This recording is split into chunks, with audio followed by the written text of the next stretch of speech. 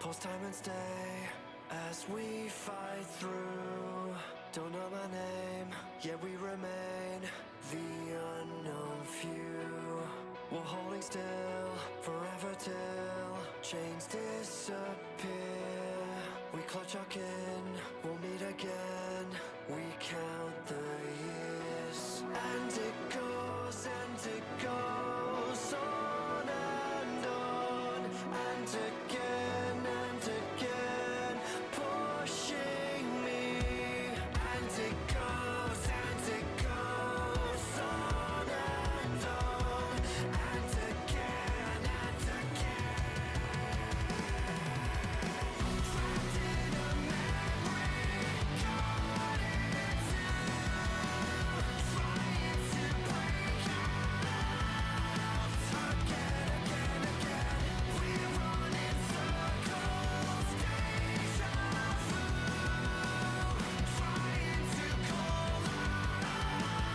out again. Flashbacks to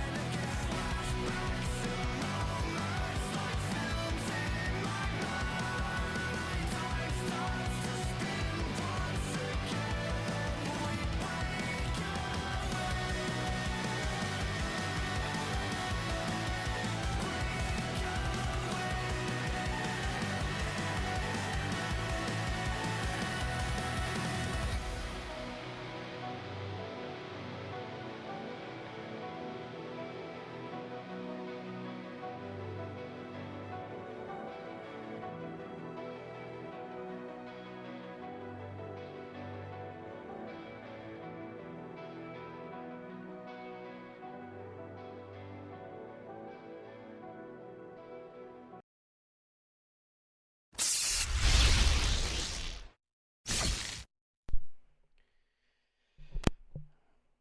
Oh, what's good? Was hello everyone. Good evening, or maybe from where you are, good afternoon. I'm riding the Phantoms here. It is nice to see y'all. It's nice to see y'all. It's nice to see you. Nice to see you. I hope everyone has been doing good. Hope everyone has been feeling great, doing great. It's good to finally be back having to do this. Whew, feels damn good. So we're on episode 95 of our podcast, the Lightning Round podcast. It's on 95 episodes and going and going and going. 5 more episodes left until we reach honestly, a pretty damn good milestone, which is 100 episodes. 100 episodes of having to do this. 100 episodes of having to speak my mind. 100 episodes to, just having to do this and enjoy it. Having to do it because I wanted to do it. Having to do it because you guys want me to do it. Not because it felt like a chore to do it.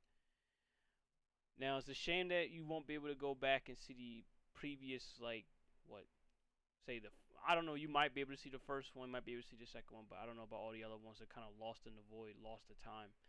But at least, we're able to, see the ones that we can see. So, for today's episode, of course, we have a couple things to do, of course, such as we have to catch up on a couple NFL scores. As y'all know, NFL will be the last thing we will cover. Now, I will do the best I can to speed run a bit of the weeks that we had missed. I won't be able to cover everything in particular because, why would I at this point? You know what I mean? What happened happened. I'm pretty sure we all had our thoughts on the matter of what we saw, throughout the past couple weeks that I was gone. That I wasn't well, not really couple weeks, the past 5 days, 4, 5, 6 days that I was gone. And apparently for some reason I didn't cover 90 week, what was it, week 8. I don't know why I chose not to cover that. I felt like I should have covered that, but it is what it is. If I missed it, I missed it. But like I said, we all know, we all knew what we had to say, throughout those games. But I'll speed run as best I can to catch us up to the current week that we're in, which just wrapped up, which is week 10. So speed running week 8, week 9, and then we're fully gonna get into week 10, and then that's how that goes. But besides that, uh, we have some gaming news to talk about, of course, as y'all know. And of course, the first topic of the day, which should be blatantly obvious, we gotta talk about this whole thing going on with YouTube and Disney, or in this case, Google. You know, Google versus Disney, I should say, or Disney versus ESPN. However y'all want to slice it, we have to cover that because, uh, honestly, if you're someone that does not care that this topic might not be for you, but for a person such as myself, I have to care about this because I rightfully cut off one thing to get this because not only what is it cheaper, but I'm thinking, okay, this is a better option. So there's that. So let's cover. Let's like what has happened when I've been away. What happened with YouTube? What happened with Disney when I was away? Well, apparently Disney has decided to pull off every single channel in its relation with YouTube TV. And I gotta tell you, yes, we're gonna get to it. Yes, there's some gaming news. You did hear that, but um, I gotta tell you, with what happened with this, it's pretty fucking damning. Like to the point where it actually might be altering for me with having to watch specific content. Now, as y'all know, with me, when it goes to Disney, I mean, I ain't no stranger to Disney. I had Disney Plus before. Hell, I had Disney Premium before because of one thing you'll know with me is if I'm gonna get these services, I want to get it with not having to watch ads because we already watch enough ads as it is.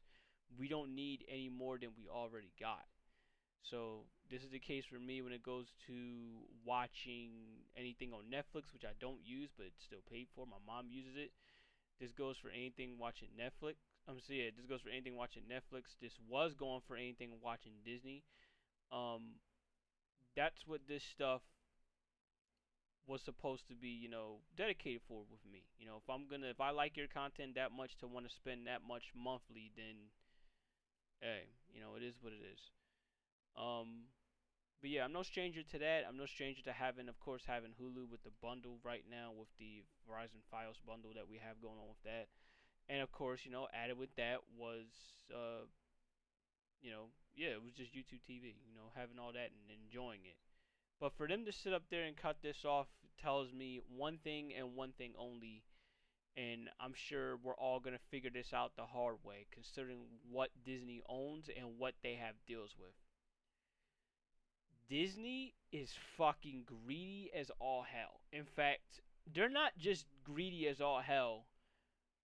I know what they're trying to do. Okay? And I'm sure for people that don't know, I'll go ahead and tell you what they're trying to do is they're trying to be a monopoly. And we have seen this before where we have companies become monopolies. Now, more often than not, when you become a monopoly, it comes organically. In a sense of, let's take the NFL, okay, for an example. The NFL, let's be blunt, is a straight up monopoly.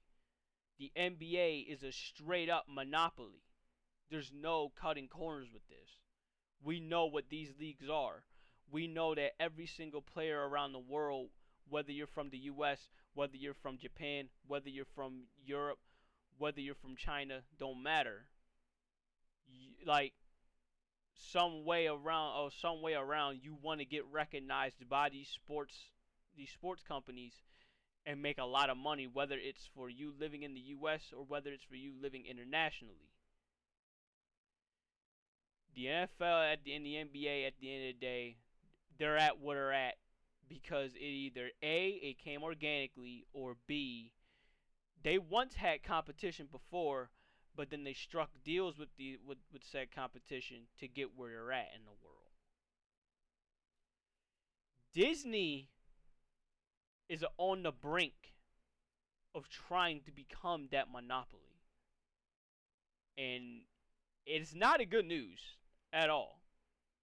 If you're someone that's like, if you're someone that likes Disney products, I completely get it. If you're someone that, you know, whether you don't like it or whether you're just there for the sports, you need to tread waters and tread waters very, very carefully with what they're trying to do and what they're pulling. So, allow me to go ahead and explain. The reason why Disney did this is because they know their current chokehold when it goes to their viewership. They know good and well nobody cares too much about ESPN like they used to. Even though it's their flagship show, it's how it got known, right? Nobody truly cares about ESPN like that. I'm about to put this on Do Not Disturb. Nobody truly cares about ESPN like they used to. Okay? Now what they do care about is really two things. They care about First Take. Let's be honest. I don't give a fuck about First Take, but we know people care about First Take because they always want to listen to what that one person has to say or what those two people have to say to make them feel good, make them feel happy instead of coming up with either looking up actual logical people that talk sports or come up with their own theories or come up with their own logic, their own information to why is it this is happening with said player, or why is it this is happening with said team. You know what I mean? Because the attention span nowadays with people is as short as the TV that we watch. So if it's a TV show we like, we'll stay tuned and we'll continue to watch. But if it's one we don't watch, we will instantly turn it off just to look for something else. That's usually how it goes with people's attention span nowadays, and it's a shame, but that's the state of the world currently. ESPN knows this. We don't care about the shows they don't watch, but we care about really that one show we watch, which is First Take, and then everything else, it's all sports. Look what they have deals with. Okay, I need everyone to understand this when I'm gonna say this. Look who they have deals with. Look what they constantly air on their networks. They air college football, which is very, very big. They air college football, which airs on ESPN, ESPN2, ESPN3, I believe, on certain cases, right? They air that. And knowing that they have so much of a big chokehold on ESPN, that's where a good chunk of that, that deal is coming from. It's why they're forcing YouTube's hand. They air a lot of it when it goes to college football. They have deals with NHL, not as crazy as NFL, but they still have a deal with NHL where they will air NHL games. They will air some golf games here and there, not as much as CBS, but they still air enough of it. They of course they air the football, like Monday Night Football, which I'm gonna definitely get into. They air Monday Night Football. They air some ABC shows that some people like. Talking about Disney, by the way. My point is, look at the chokehold now that Disney has on this kind of content. And that's just one. That's just one channel doing all this. Holding it down for them. They're now doing WWE. They're doing that. They got WWE pay-per-views going on that ESPN app, which is some bullshit. They have UFC, I believe, if I'm correct. I don't know if I'm right on that, but at one point I remember they had UFC going on ESPN. I'm trying to think what the fuck else they got going on. They got volleyball going on. My thing, I'm just coming up with random shit, but my thing is, look, at the end of the day, ESPN has so much stock, so much content, so much stuff going on with just them alone. It's why they feel the way that they feel. That look, we can go ahead and make Google pay us more, while on one end we'll rake in all of our money, not just with YouTube TV at an unrealistic amount. But while I mention the sports content that they own, this is not even talking about their own entertainment that they have. So if anybody has Hulu, they own Hulu, in case people forgot. They own Hulu. That Hulu Live TV, which won't be there for long because they're going to sunset it, that belongs to them. Along with what is it? What's it called? Fubo, which is a alternative to YouTube TV, which is where they want you to switch. That belongs to them. They own that.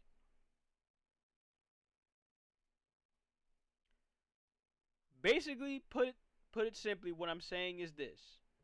As much as I fucking despise it, as much as I fucking hate it right now, Disney holds damn near every single card you could think of from an entertainment perspective.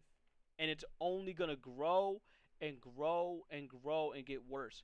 And definitely mean by growing and get worse, because for anyone unaware, when it goes to the betting scene, right, they used to have their own thing called ESPN Bet. They said, nah, fuck that. We got a better idea. Let's go ahead and partner up with DraftKings. And I'm not kidding. They struck that deal when I was out. They said, fuck it. We're going to go ahead and sunset our own betting feature, our own betting software. We're going to go ahead and sunset that. Bruh. Just to go ahead and make a deal with DraftKings. Let me see if I can go ahead and pull that up real quick so that y'all can see exactly what I'm referring to. Here it is right here. Right? This is fucking phenomenal. This is fucking phenomenal, man. Here it is, right here.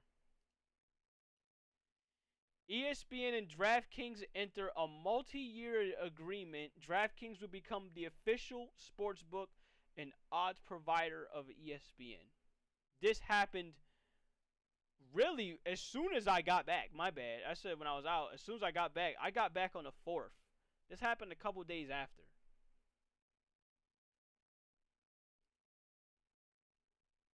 Like, at this point, the biggest question is, what isn't Disney going to touch? They have stake in sports. They have stake in entertainment. What else are you going to do? You know what? I need to go ahead and say this. For anyone that played Cyberpunk, Johnny Silverhand was right. Okay? He been right when it went to a couple of the bullshit that's been going on right now. But in terms of how that shit works, with him trying his damnness to take down the corporation, even if it meant doing the most extremes possible, he was right with how these companies be moving.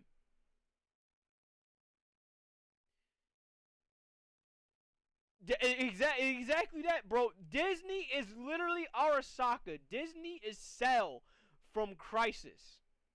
Right before your very fucking eyes. This is what Disney is becoming. Right now, Disney is what would happen if Slade from Teen Titans got his way and didn't have an evil underworld boss to come out and bullshit him. That's literally Disney. Disney is what would happen if Darkseid is like 90% close to like taking over the world.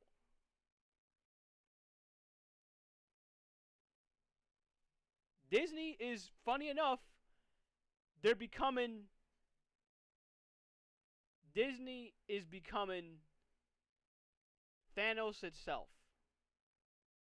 How apropos. They own Marvel. They own Star Wars. They have deals, if not they have deals with all of these sports content. They now dipping into the betting scene.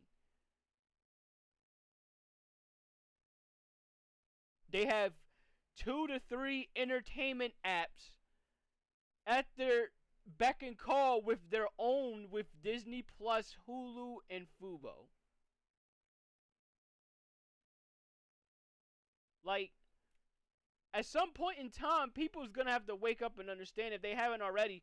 Like, I understand. I get it. You want this content, even if it comes at the cost of dealing with an evil dictator. I completely fucking get that. You wanna know why? Because as much as I'm defending the whole thing with YouTube TV right now, let's be real. YouTube TV, Google in this case, ain't exactly saints either. But my God, is Disney doing a damn good job at trying to make Google become one.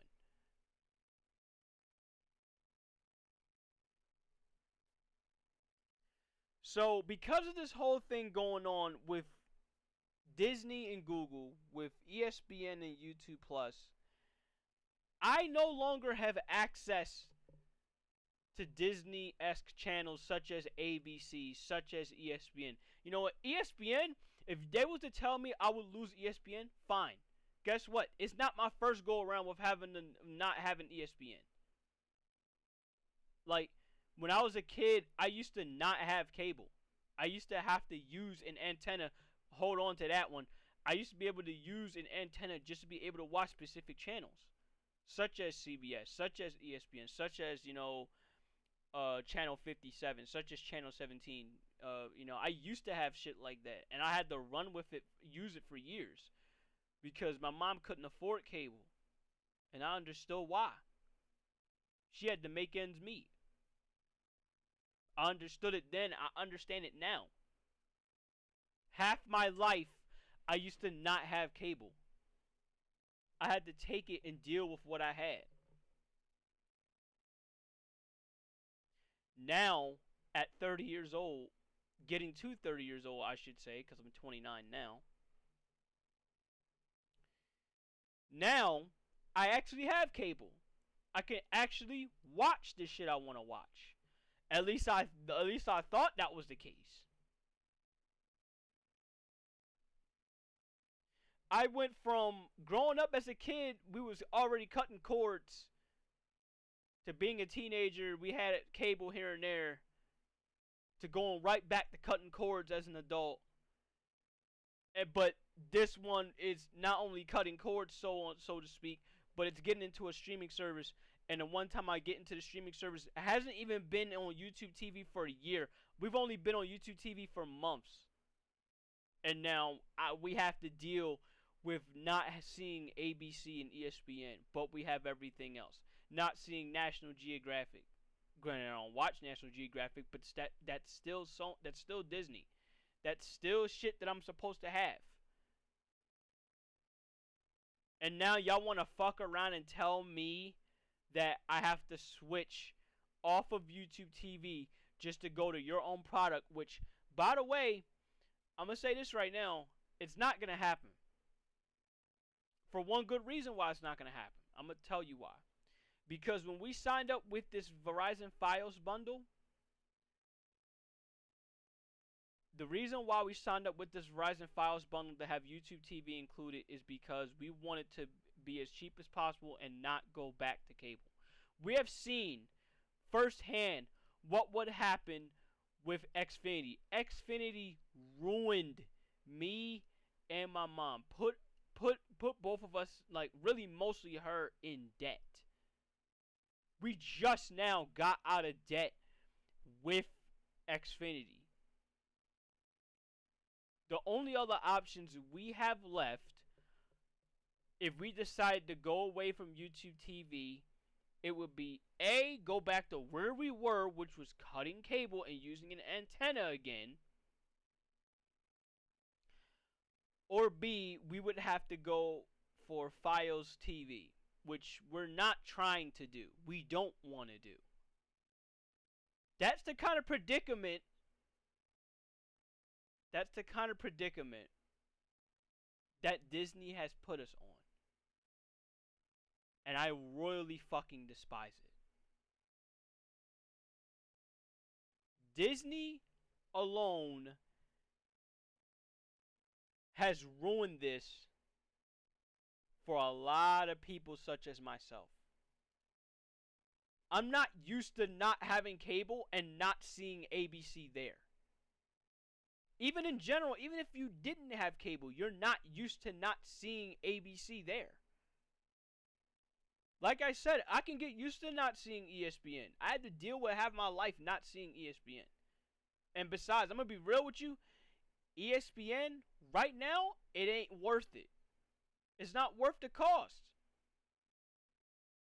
The only thing that would make ESPN worth the cost is college football and Monday Night Football. That's it. Other than that, what are you doing throughout the rest of the 5 days with no football? You're not even so much as getting on ESPN. And I'm hoping that because of this bullshit situation that Disney is pulling,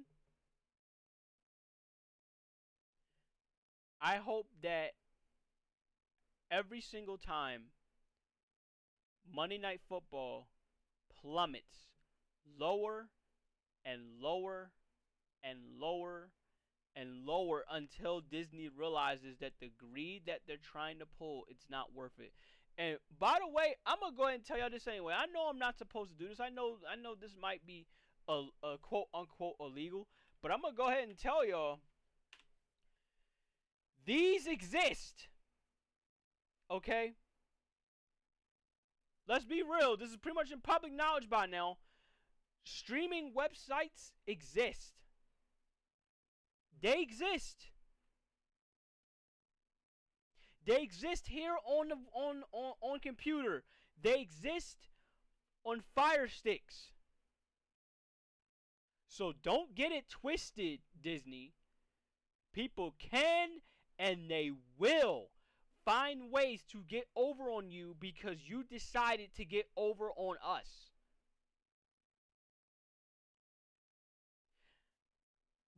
I'm not paying this much for YouTube TV just to all of a sudden turn around a month later and be like, oh, we're going to go ahead and go to this route. No, we're not going to do that.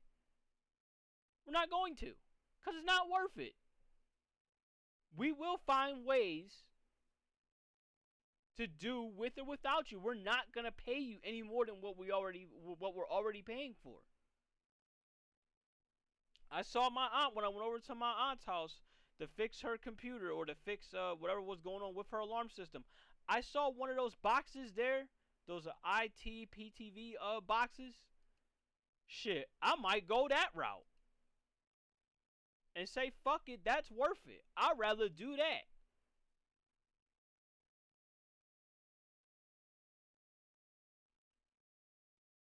Because it's starting to get to the point that if you're going to screw me out of seeing your channels, I'm going to make it my life's mission until they put it back on there.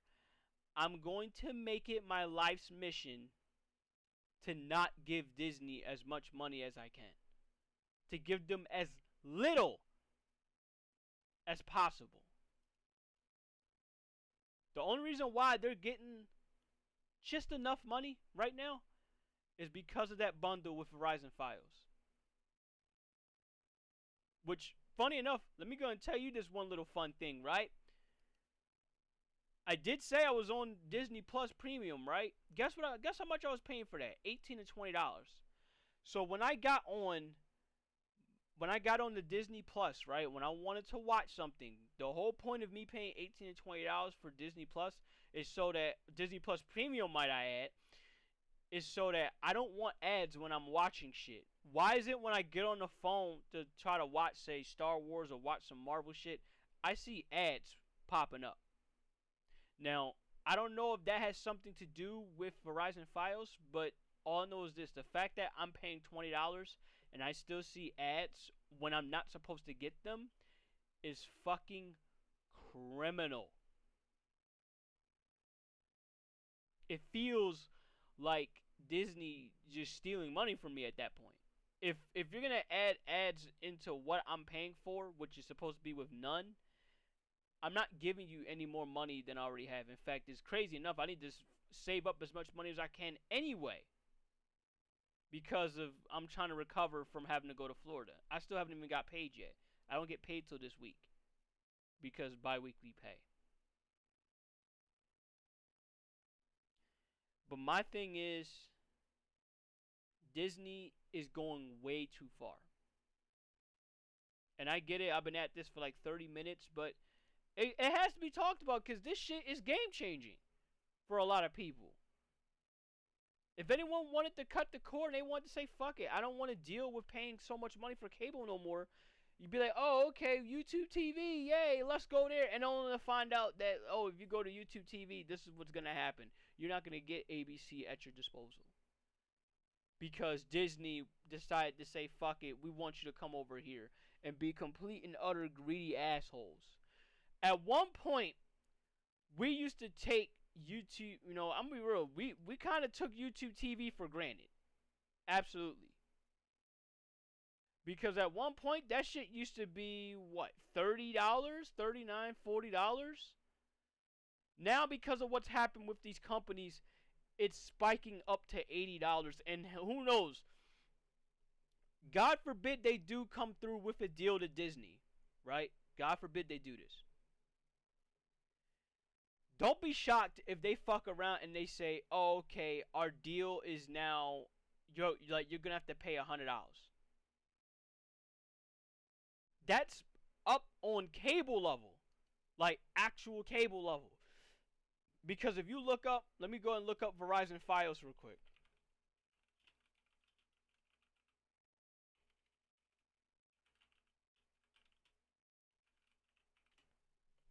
Let me look up Verizon Fios real quick. Okay? Look at this shit. Look at this shit. If they say $100 right now, if they was to come up with a deal with if they was to come up with a deal with Disney, literally this, and there's one more. I think it doesn't show. I know one is like local TV. Here it is right here.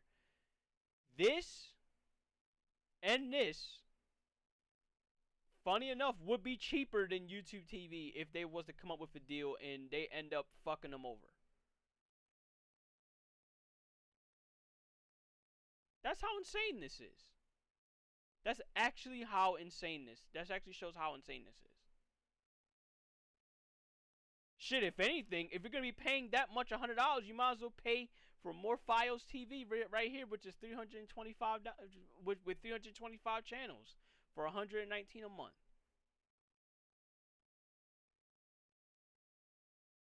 By the way, this whole thing with the $82.99 a month, that's still a thing. Don't get it twisted that they give you a $20 credit and they bumped it down to $62. Don't get it twisted, because this is only going to last for about, what, a couple months to a year?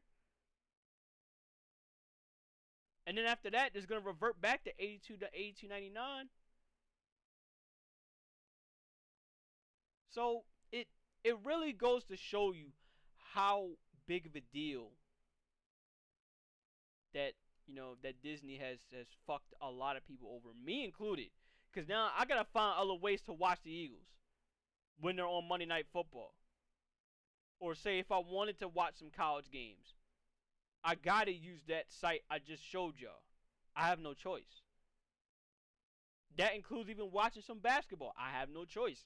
I have to do that. So, just goes to show y'all, look, if y'all love Disney Plus, y'all love Disney, go. I mean, I'm not stopping y'all, but I need y'all to be aware and understand what Disney is doing to get over on people. That mouse is on some bullshit, okay? That mouse is on some bullshit. I don't know what. Look, I don't know. I don't know at this point who Disney think they really are at this point as a company, but I know this for a fact. If there's a law somewhere about this shit going on, if there's got to be a law somewhere with all this going on with Disney and YouTube TV, but if there is, it needs to hit Disney right where it hurts. It truly needs to. Because you just took a local channel away from people with ABC. Bad enough you're taking ESPN away.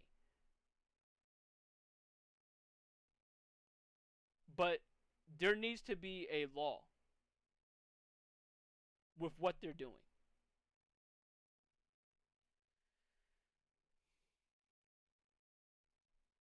If there's any last words y'all gotta say when it goes to Disney and YouTube TV, I'm sorry, with ESPN and YouTube TV, Disney, Google, have at it. Cause look, all I know is this shit is nasty, nasty, nasty right now. Truly, like nasty work.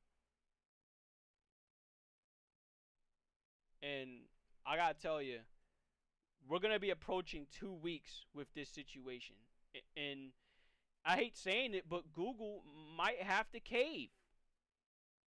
Google's gonna have to cave.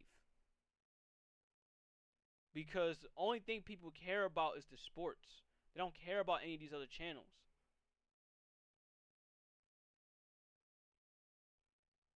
So, we'll see what'll happen, but I'm telling you, I'm already bracing for YouTube TV to be like, alright, we're now gonna cost $100. And I'm gonna look right at Disney for it. Just like how I looked at NBC and just like how I looked at Fox, because like I just said, YouTube TV at one point used to be $40.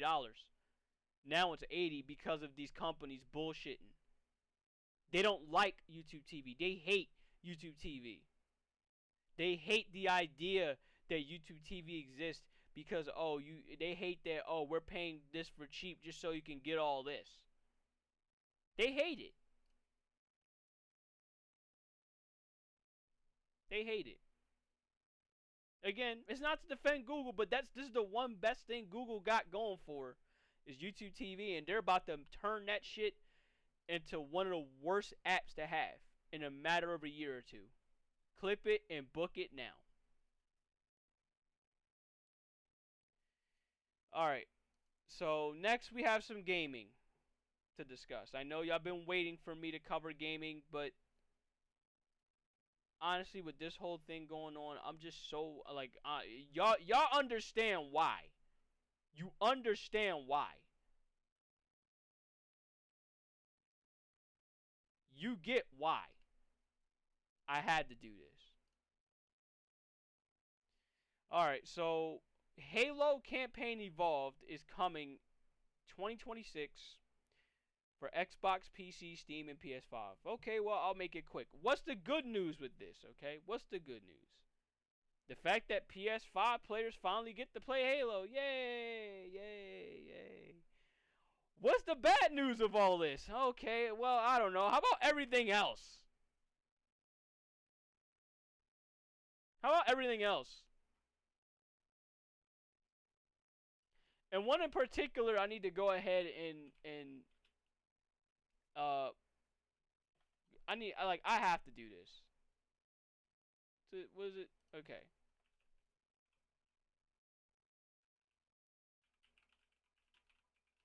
I have to do this. I have to do this.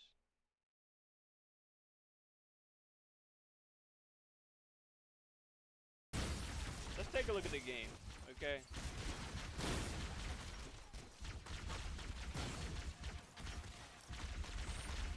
There's one in particular I'm wanting to see.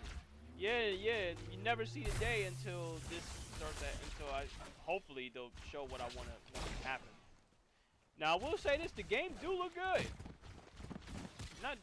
Not doubting that. The game looks good. The game plays like as it should play with Halo 1.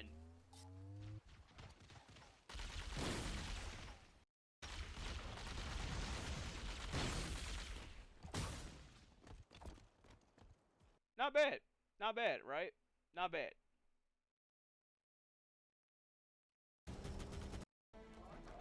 There you go, right there. Go ahead. There. Sprint in Halo 1.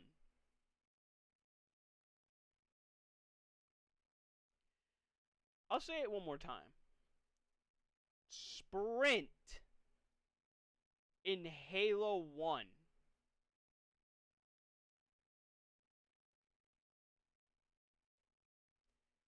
I'm going to be honest with you. This right here alone breaks the game for me. This right here for me, go ahead and call me a boomer if you want. Seeing this breaks the game.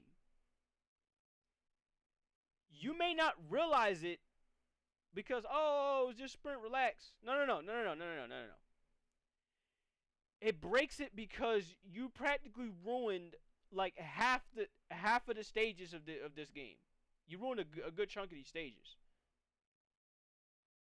Like 343 Guilty Spark is the best example of how much sprint is gonna ruin that level.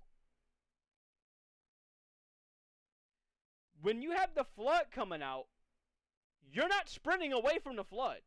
You have to sit there and fight them. You have no choice. You have to strategize how you're going to fight them. The Maw is another example of how bad sprint is going to fuck this game up. The Maw, which is the last level when you go back to the Pillar of Autumn, is going to fuck it up because same situation. Not only do you have to get away from the flood, you have to get away from an explosion that's going on at the end of the game. 2 betrayals. Like, half of the game right now is cooked because of this inclusion. The whole reason why Halo 1 was as successful as it was, not just because it had sprint in there, because it perfectly designed with how it is when you're fighting these enemies. Like, you have a sense of fear. You have a sense of being surrounded. You have a sense of, oh shit, if I can't properly strategize my way out of this, I'm fucked and I can't run. I have to go through with this. Auto sprinting was in the old games. I mean, in that sense, yeah, you could count it as that when your ass is jogging. And I'm sorry, but sprint in Halo doesn't belong. Okay? I thought this was evident enough when they tried this with Halo Reach. When they did this with Halo Reach, I thought it was evident enough. People hated how Halo Reach played, and then when they came out with the they hated not only the sprint, they hated the bloom when it went to the DMR. People hated missing their shots like that. Now, what did they do to combat this, right? I'm going to tell you what they did. Particularly competitive players, what they did to combat this. But I'm going to go with the title update. They came up with a title update at one point, right? So what they did was that they decreased the bloom to 75% and they slightly increased the movement speed. So you didn't have to feel like sprint was your only way to get around in the map. And on top of that, sprint left you wide the fuck open. They hated the sense of, you know what, I can't fight back with all this.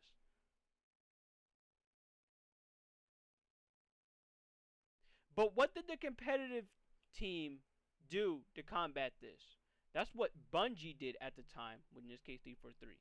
Now, what the competitive scene, in this case MLG at the time, did to combat this was they had, somehow, I don't know how they did this, but they had a zero bloom feature, which was phenomenal. They had zero bloom, so none of the weapons would be kicking off any bloom, like how it was with any other Halo game. And they increased the movement speed to compensate for not having sprint there. Now, they still did keep some armor abilities, but they made sure that, okay, so this is how we wanted to work. We wanted to play at least as similar as possible to Halo 3. And when they did that, it completely took the fuck off and people loved it. They written the wrong with not having sprint there.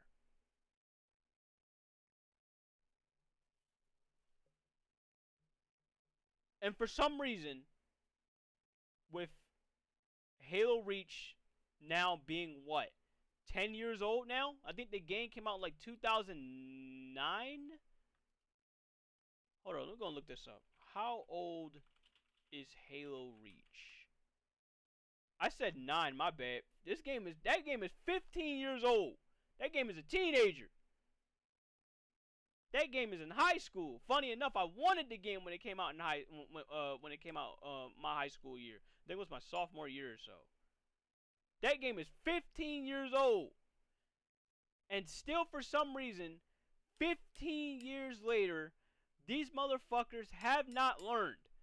Sprint does not belong in Halo. They tried with Halo 4. They tried with Halo 5. They tried with Infinite. Infinite might be the best case where this shit might work. And people still don't like that shit. You still see people sitting up there, myself included, go back to Halo the Master Chief Collection. Why? I'll let you fill in the blanks with why we constantly go back to Halo the Master Chief Collection. And it ain't just because of nostalgia kicking in. It ain't just because of that.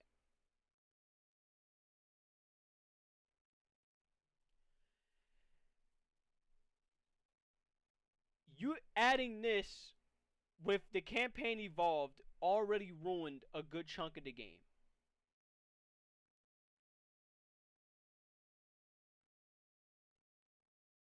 When you have it with 343 Guilty Spark, a well-known iconic mission off the sense where you have a sense of fear, you have a sense of dread, and you have a sense of, oh shit, I have to be ready for what's about to come up in front of me, behind me, from the side of me. Like, real shit, like, I need to actually give a reminder of what 343 Guilty Spark was when you started that shit out. I need to give people that sense of fear again. I want you to look at this. What's up, guys? HokeyBird here, bringing you difficult. In fact, you know what? I'm not gonna. Yeah, I don't need. I don't need that. I don't need that.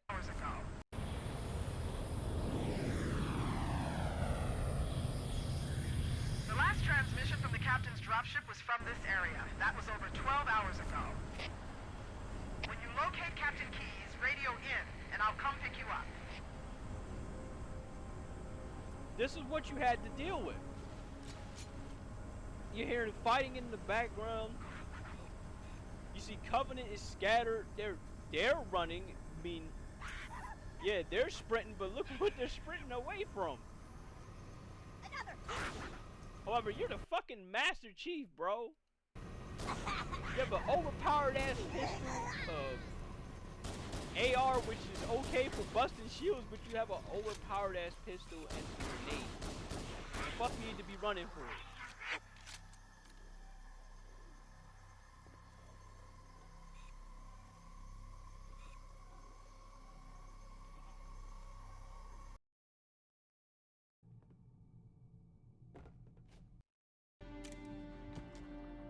Like, really? Like, you gonna run away? Really? You gonna try to run away from all this?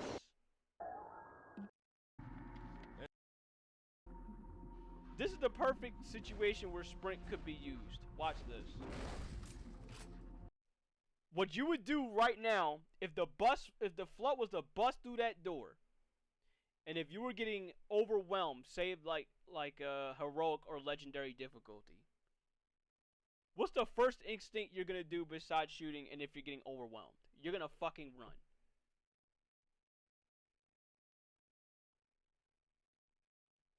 You're gonna run. I don't know why it's like this. Jesus Christ. I'm sorry, the Master Chief Collection, my god, this shit was so bad to where you can't even hear guns firing. At the time, this was early release MCC.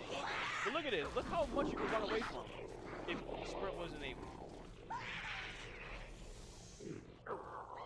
You have to strategize on how to get away from the flood, even if you wanted to. You have to really strategize and speed run your way through this. Now you're just making it too easy.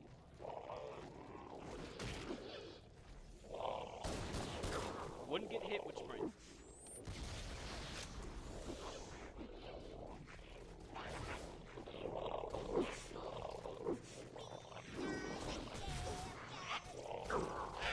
Did that grunt just say, "We are the champions"?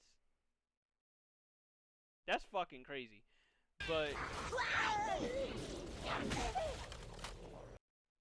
hey, look, when this comes out, speedrunners, y'all go ahead and have fun. But my thing is, that's just to show y'all how this is. I mean, this would be pretty fucking easy, pretty fucking simple to get away from. This is just with jogging. It gets 10 times easier with this, and you break the whole immersion with what the level was meant to be. It'll be like, oh, okay, this is the flood. Okay, I don't fear these motherfuckers. Let's just go ahead and completely run past these motherfuckers. The only way this is not going to break the immersion is if you increase the speed of these enemies and you increase their damage. Now, I don't know if they're going to do all that, but we'll have to see. We'll have to see. Now, it's funny that they're going to come up with an evolved version of this again, because you're seeing this from here. This was from the Anniversary Edition, and this was their response to be like, you know what?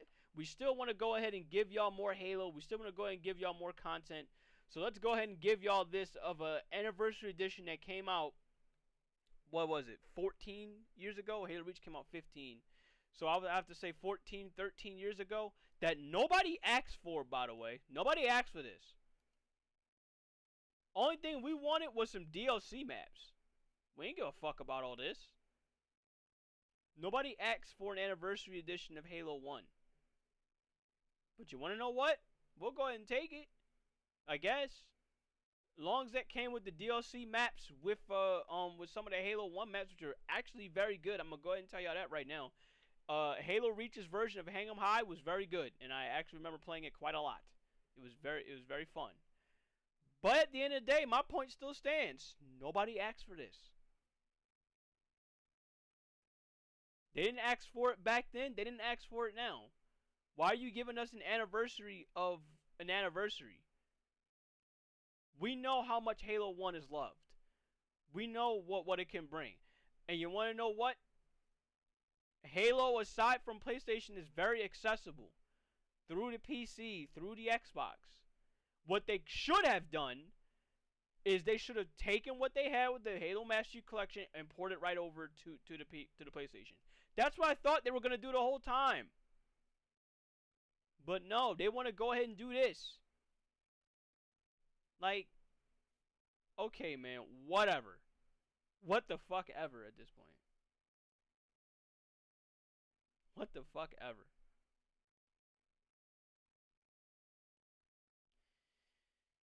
Anyway, because, like, the only reason why I'm talking this heavy when it goes to Halo, because look, y'all know this. I fucking love Halo. I love the hell out of Halo, bro. I love the shit out of Halo.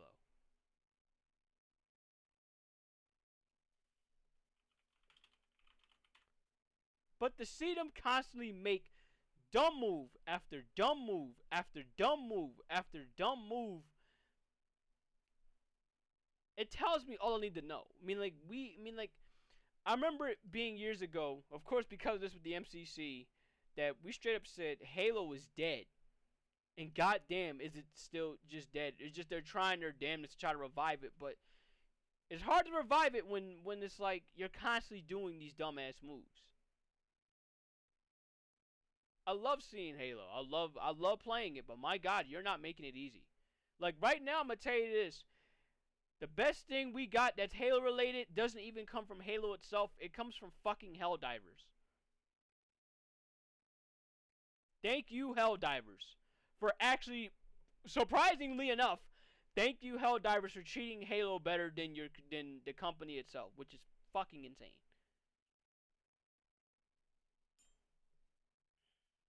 And that needs to be studied.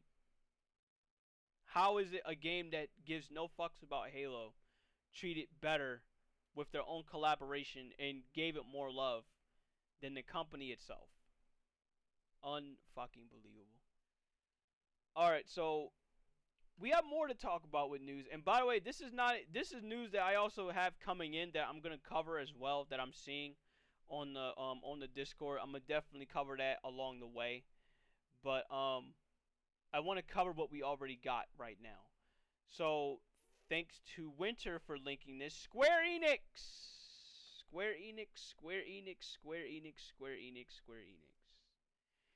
says it wants generative AI to be doing 70% of its Q&A and debugging by the end of 2027. They've also announced layoffs across nearly all of the Western businesses today. So everyone, when are we gonna start watching the movie iRobot? Or in this case, rewatching the movie called iRobot. When are we doing that? Honest question. Honest question.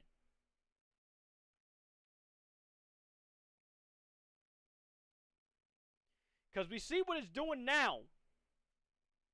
We see what it's doing now when it goes to artists. We see what it's doing now when it goes to voices. We're seeing what it's about to do now when it goes to gaming. The only thing AI won't ever take over, thankfully, they're not going to really take over sports per se. Because who wants to watch AI football? Which is funny enough that I say that, because then you got the video games we currently play, which is like, say, All Pro Football. And then there's Madden. But it can't even do AI football right. The closest we got to it for it doing AI football right is NFL 2K and All Pro Football 2K8. That's the closest we're gonna get, and it's not gonna be replicated again. But no, I'm dead serious. This is really where we are at. This is really where we're at when it goes to AI.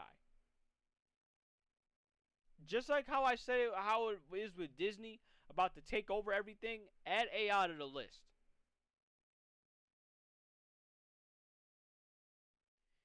Y'all motherfuckers better start either watching iRobot, or hell, I'll do y'all a solid.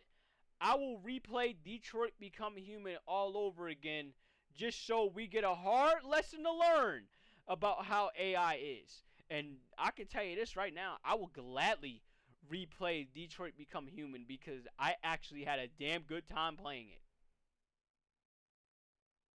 I actually had a fun time playing it. But my God, you're making it real easy for me to want to do this. So that's all I gotta say with this. I don't have much to talk about, because look, what Square's doing doesn't shock me. Square's gonna be on that bullshit just like every other company is gonna be on that bullshit. They want in some form AI to lessen the workload for them. And with where we are at when it goes to gaming, I'm sorry, with where we're at when it goes to this other shit, it's yeah.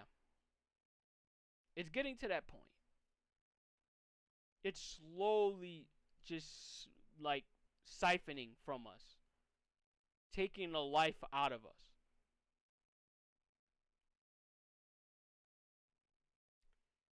We'll see how this will go.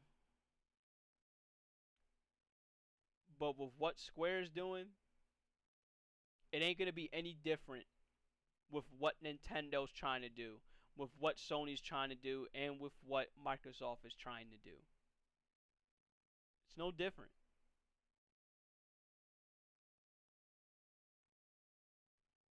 AI is just slowly taking everything away from us. And all you gotta do is look back on the content that you were already given with what would happen when humans start to take shit way too far and we never go back to how we were from before. This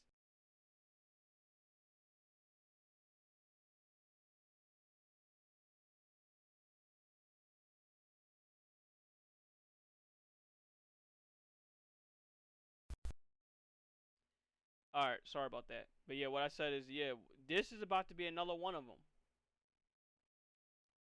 Only a matter of time. All right, so next thing to talk about, not gaming related, but this. I don't know why IGN decides to post this. So if anyone's a fan of K-pop Demon Hunters, they're aiming for a sequel release in 2029.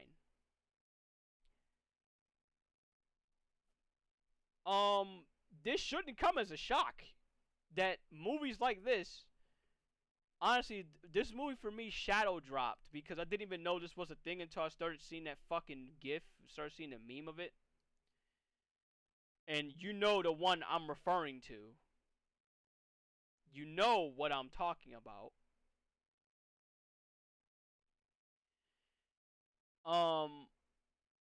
This doesn't come as a shock that this would come late. I mean, it was a very successful movie and still is so successful to the point where now it's starting to get what? I think it's starting to get Grammy nominations or Oscar nominations. Go get your money and go get your trophies. I got no problem with that. Now, when I did first watch it, thank you, Ducky, for having to put me on. It definitely was weirding me out a little bit at first. I'm like, what the hell is going on with this movie? Until I started to understand, like, oh, okay, some of this is actually like pretty damn good. Some of the songs they put out there was actually pretty damn good. Now, the favorite one for mine doesn't even come from the main one that everyone loves so much, which is Golden. The main one I love is actually Takedown. So.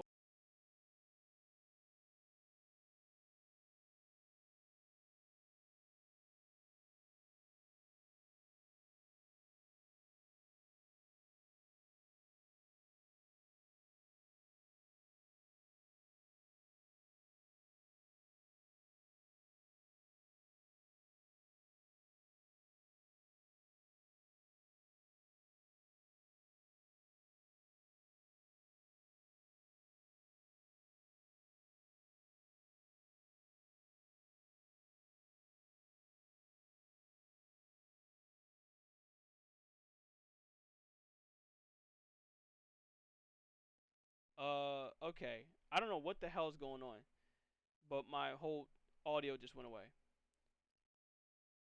Okay. Now, what I did say, I don't know if y'all catch this. What I did say was that I wanted to check out some music. I wanted to expand my horizons and check out more music that we, have going on. And I'm seeing a good chunk of the music that y'all have posted, so I think when we're done with this episode, I'm gonna definitely check some of it out. Now, I'm gonna give y'all, at least as an example, I'm gonna give y'all one of the ones I did want to check out, and then after that, I'll check out yours when this podcast episode is over. So I'm gonna give y'all a good, like, did y'all see the Delta Force collab coming up? Yes, I have it as a link right now, and I'm gonna talk about it right after this. I did say I did want to get into more music. I want to react to more of the music. So this has been one I've been tuning into quite a bit. And that's, of course, I did say XG was going to be one of them. I'm only going to play one track for them. But the next time we come back here, which is probably going to be tomorrow or so, we're going to go ahead and have a music reaction stream. And I'm going to check out more of the music that y'all sat up here and y'all gave me. So I want y'all to listen to this real quick. And then after that, we're going to get back to gaming for a bit. See if these girls get your attention.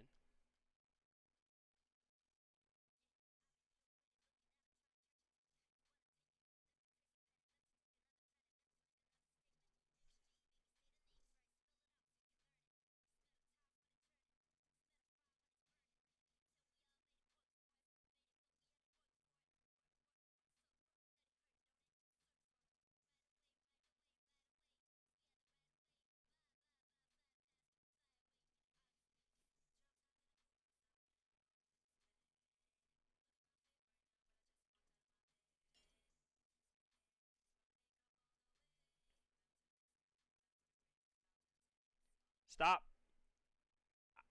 Before I continue, I don't remember who it was.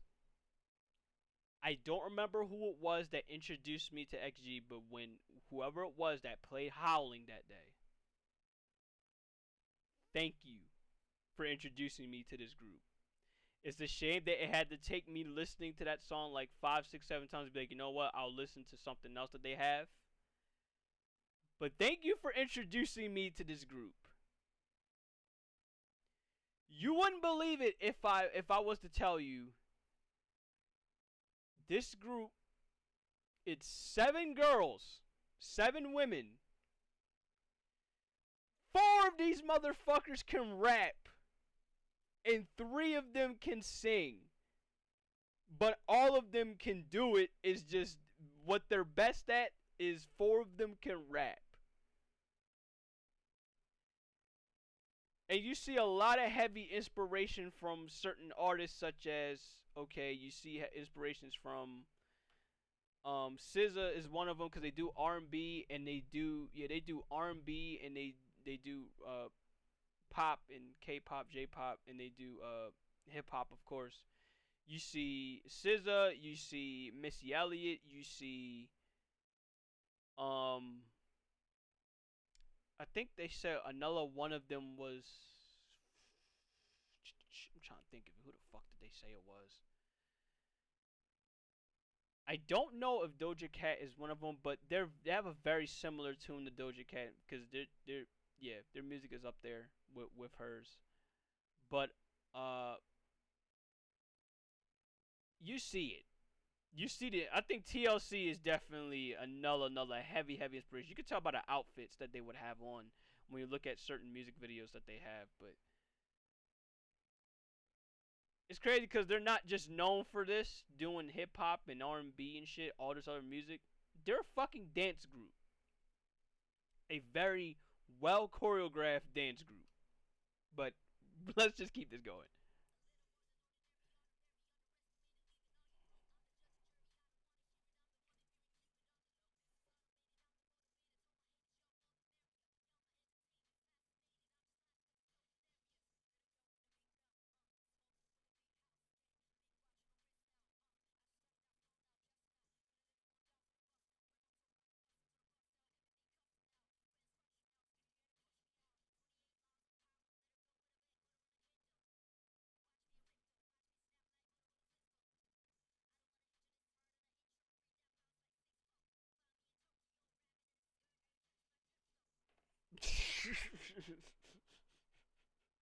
Oh my god. Unbelievable. Some of these girls rap better than the current female artists that we know today. That's the fucked up part. That's the fucked up part. I think for me, that's probably the best bar throughout the song. And I think I'll stop right there because I'll leave it to you. Fami and Tokyo rapping in the skirt. Are you catching my drift, though? If you can't get the fucking reference to that, I don't know what else I can tell you. Fami and Tokyo catching my drift. Oh my god. Unbelievable fucking bar. Unbelievable.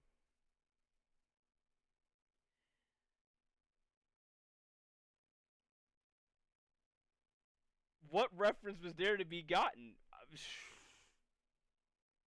Honestly, with people these days, like I said, Omega, a lot of people have a short attention span. It wouldn't shock me if that bar flew right over their head.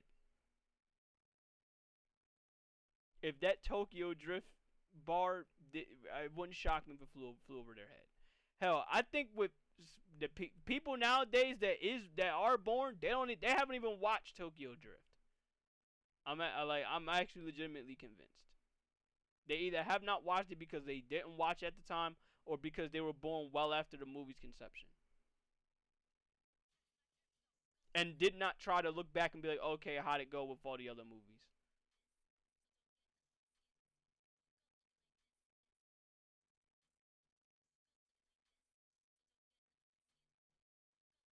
This is the last one I'll put on.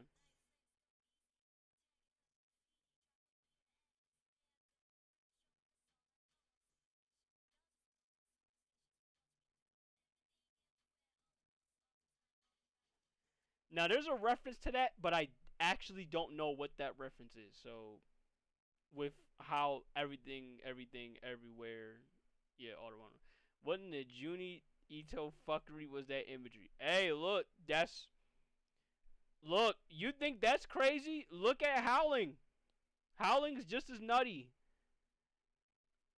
Like I'll be honest, when I saw this shit, when I see the videos of this, I'm like, what the hell is going on in this video? But I'm like, you know what? Fuck it. Let's just ride with it and see where they're going with this.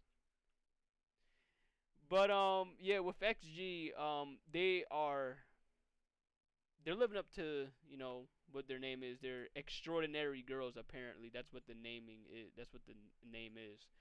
With 7 women who can rap, who can sing, and they just said, fuck it, we don't give a fuck. And it took them this long to finally be like, you know what, let's go ahead and drop a debut album in January. Like this upcoming January. I'm wondering what took them so long, but I'm interested to see what that album's gonna bring. Okay. I know that was a off-topic thing, but I had to at least throw in XG. I had to do that so that y'all could, you know, if you're interested, I'll just link their music down there. Alright. So, we got more gaming news. And this is actually a good one. Thankfully.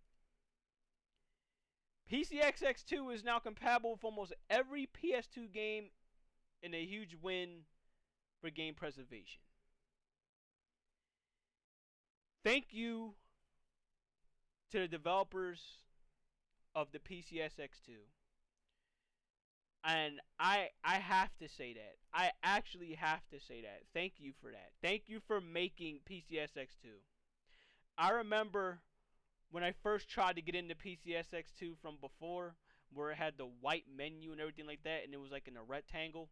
That's when it was in its early stage. Now, the fact that we're now at this point with PCSX2 where it's almost playable and completed with every game, almost every game that exists within the PS2 is fucking phenomenal for game preservation. Because I'm going to tell you this right now, PlayStation don't give a fuck. They don't care. They'll rather have you pay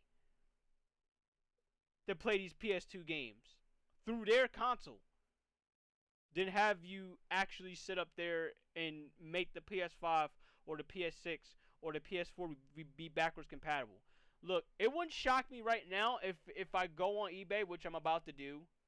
It would not shock me right now if I go on this website and I see that PS3s, backwards compatible PS3s, are still selling. In fact, when I put down backwards compatible, the first thing that comes up is backwards compatible PS3. And look at the prices on this shit. $329, $125, $500 for a backwards compatible PlayStation 3. $250, $300 when you're factoring in delivery for a PS3 60 gigabyte CECHA-01, which is a very rare PS3 with all of these games. And you want to know what? It's justified. It's justified. You can't tell me it's not justified. When the PlayStation 3 is literally the only console they have made that you can say with clear confidence, you can make a case it's probably the best console they ever made. I know it's the PS2. We know it's the PS2 with the amount of games and the amount of content they have stored in that PS2. But my God, look what the PS3 has tried to do to combat that.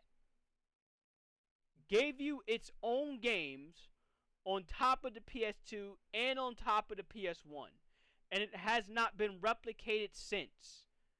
for Sony. The closest you have,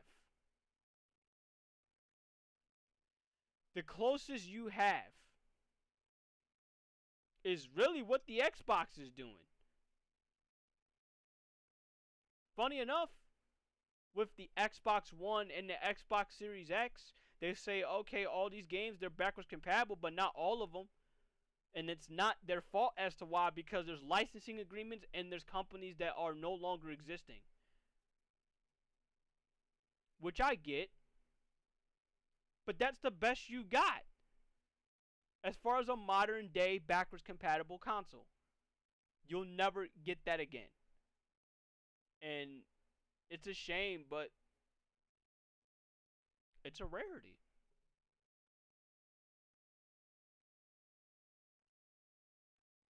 You will never see anything like this console ever again. And if you do, it's going to be in a far future, probably like 30 years from now, where we'll have the PlayStation 10 and the Xbox whatever.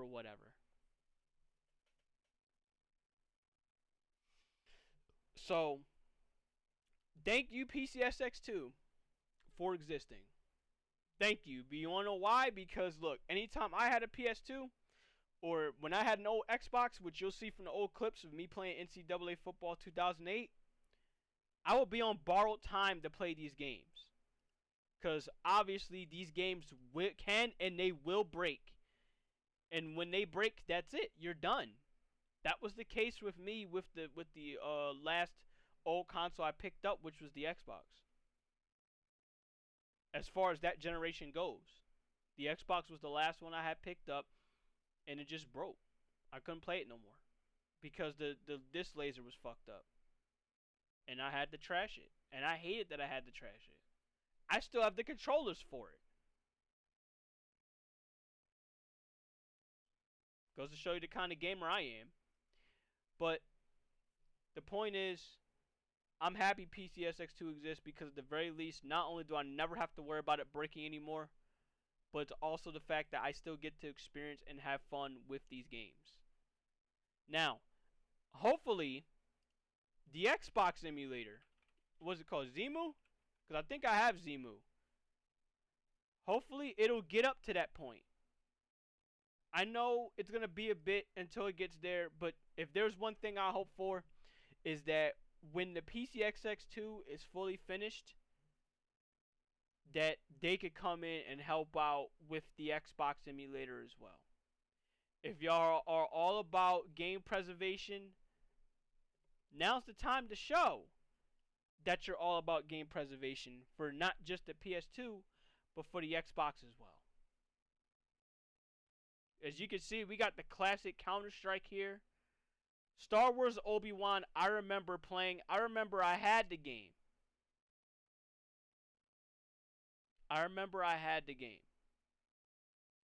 But I don't remember ever beating it. And I want to play it someday.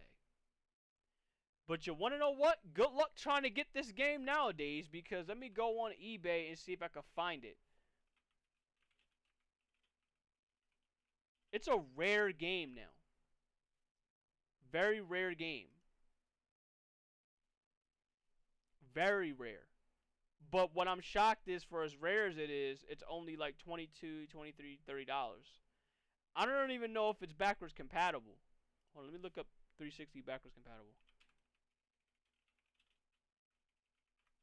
Because that's what I still have. That's my only Xbox console left, is the Xbox 360. Alright, let me see if I can find it. If it is, that's perfect. If not, then it is what it is.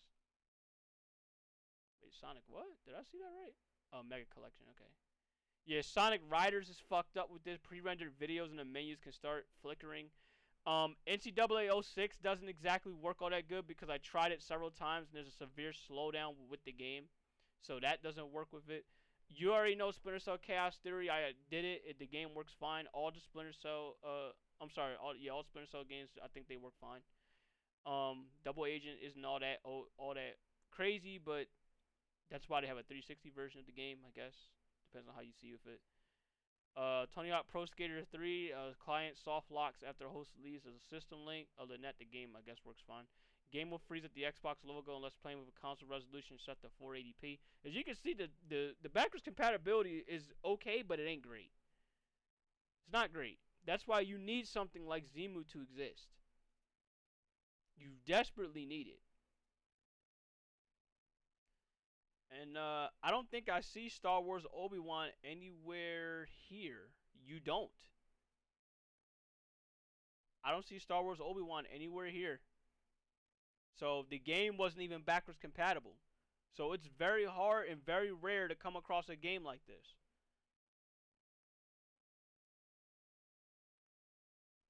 But yeah, hopefully Zemu at some point can get there. Hopefully it will. Let's see the games that is currently 82% of it's playable, which is pretty good. But we still got 10% that's there, and we got 1% which is entirely broken. Let me see the ones that are broken. That's a damn shame. ESPN football, honestly, people can kind of live without. It's a shame Fever's broken. Thankfully, I have NFL Fever, and it works well for the 360. Thank God. What the fuck is this Pro Fishing game? And I'm gonna be honest, WrestleMania 21. I don't think anyone's really gonna miss that game, but I get it. Some people's gonna play it for reasons. Let's see what starts. We got a couple games here that starts. We got Star Wars, of course you already know Star Wars Obi-Wan. I never seen this before. 007 Russia with Love, or 007 Double Everything or Nothing. I never seen these two 007 games. I'm gonna tell you the ones I did see.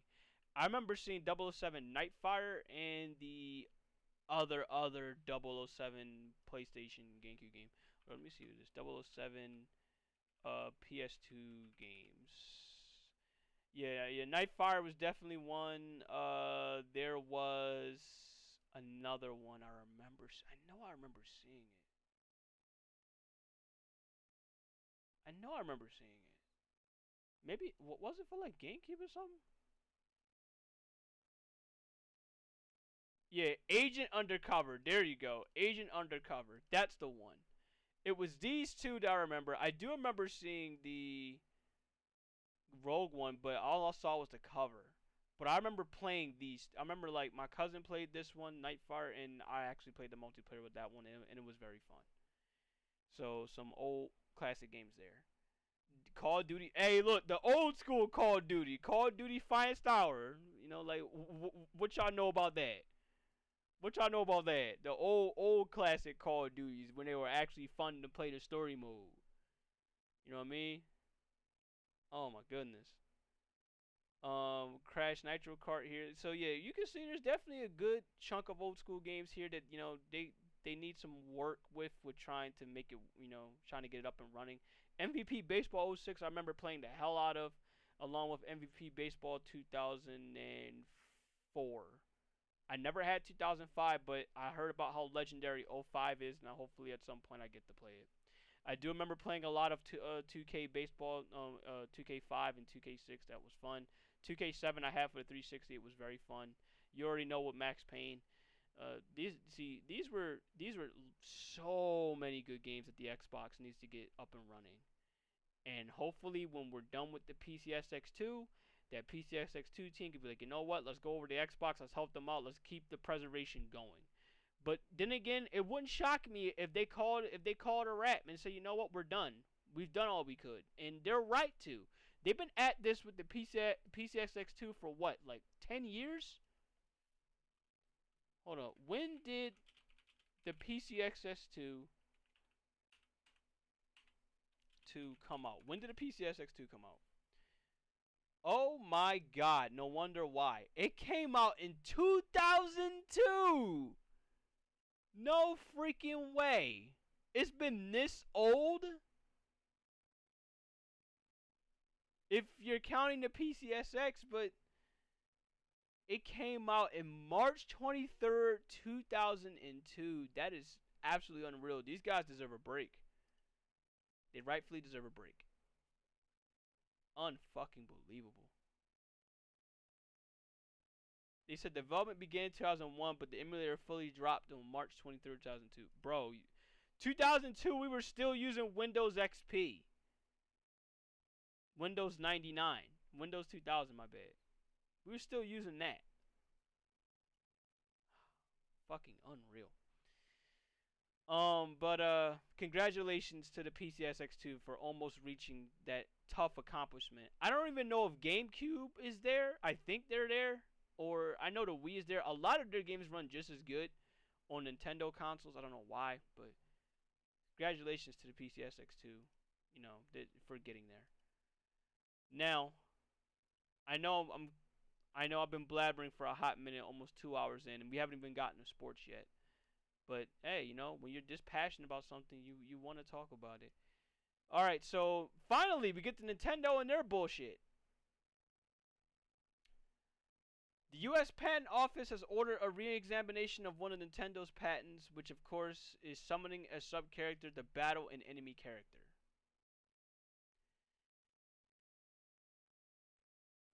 Well, whoever signed off on it in the first place, first off, I'm gonna be real with you, they need to be fired. But it's a good thing though, because it feels like Nintendo's now suffering for their own bullshit, and I don't mind it. I'll take it however you know we can get. You know what I mean? But for the person that approved of it, they need to get dealt with. I'm sorry. It is what it is. I gotta call it for what it is. It's fucking retarded that you're allowing the Disney version of gaming to have this kind of control over how shit should be ran with a video game. Yeah, it's very rare to see Disney hold an L, but you want to know what? It's what they deserve. They're getting way too greedy, and it's what they deserve. I'm happy to see it. It needs to keep going. More L's for Nintendo. I'll take it however I see fit. You know what I mean? It's really what they deserve. Keep on going. Keep hitting them with the bullshit, cause hey, they fire bullshit at you. You fire it back at them. Fuck all this. All right. We got a teaser for Godzilla -1. What the hell is this?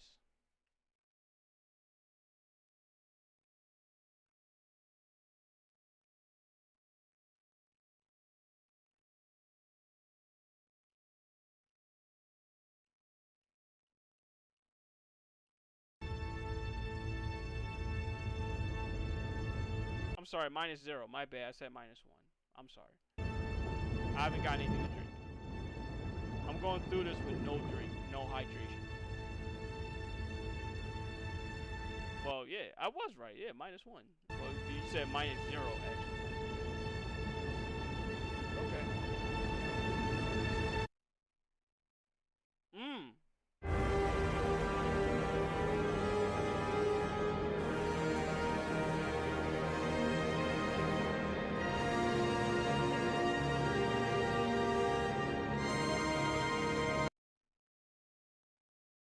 What am I looking at here? This should say Geo? Glow?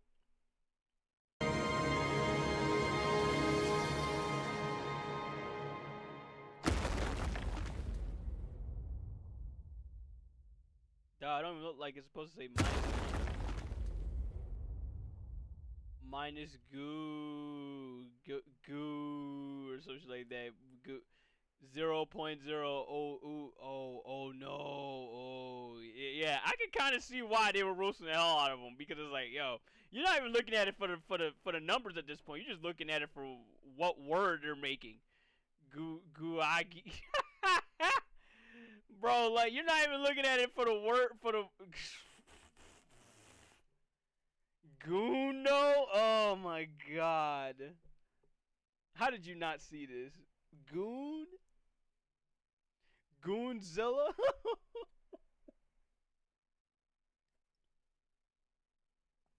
Oh my god.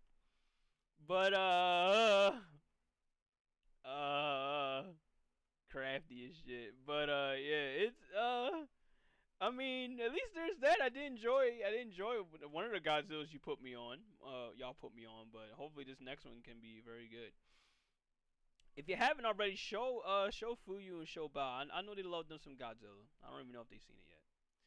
All right. Yeah, I said what I had to say with the whole YouTube TV thing. By the way, yes, I did. Yes, they did send me YouTube TV talking about $20 credit. I don't have to do anything because Verizon Fios. There's that. Power. Okay, more of this for Nintendo. Nintendo's anti-Power World monster capture patent applications has been rejected. That happened back on the 29th when I was out. So or going to be out. But that's funny as shit. Again, I'll take it however I see fit. More bullshit for them. I don't care. Now, we're not done. We still have more gaming shit to cover. This is going to get interesting.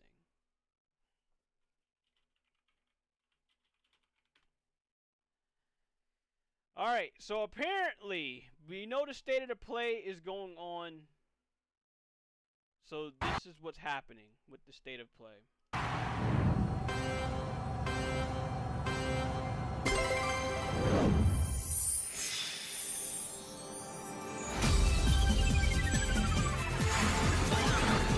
God help me. Nights is coming to Crossworlds. If you know why I feel the way that I feel, then you know. If you don't know, ask Fuyu why. She knows when I see Nights now. Ask Bow. They know. They know.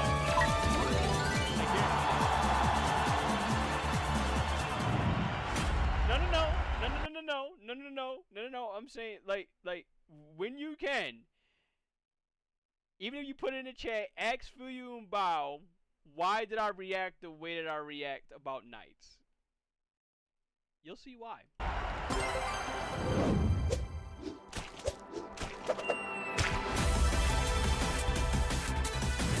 I ain't gonna hold you.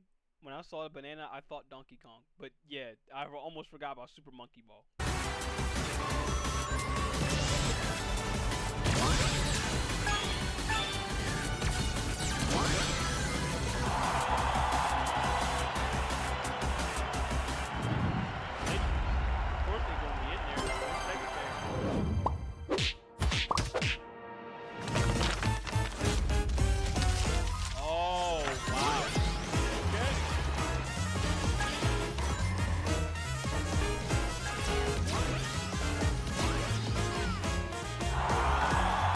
So, is this a first time thing?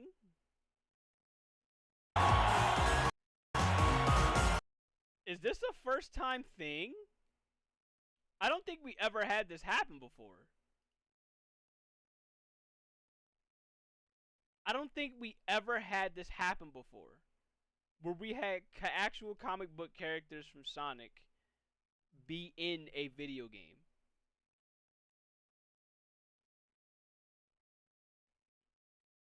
Tangle and Whisper. I look at it like this. Like you said, if they made it, a certain Tenric should not be too far behind. Now, I do remember there was a leak going on with the DLC for this game. Now, I feel like it's like this. Even if these leaks end up being truly confirmed, I still think it's right to hold out hope to think of it this way. If these two got here, it's only a matter of time until you see Surgeon Kid. Wow.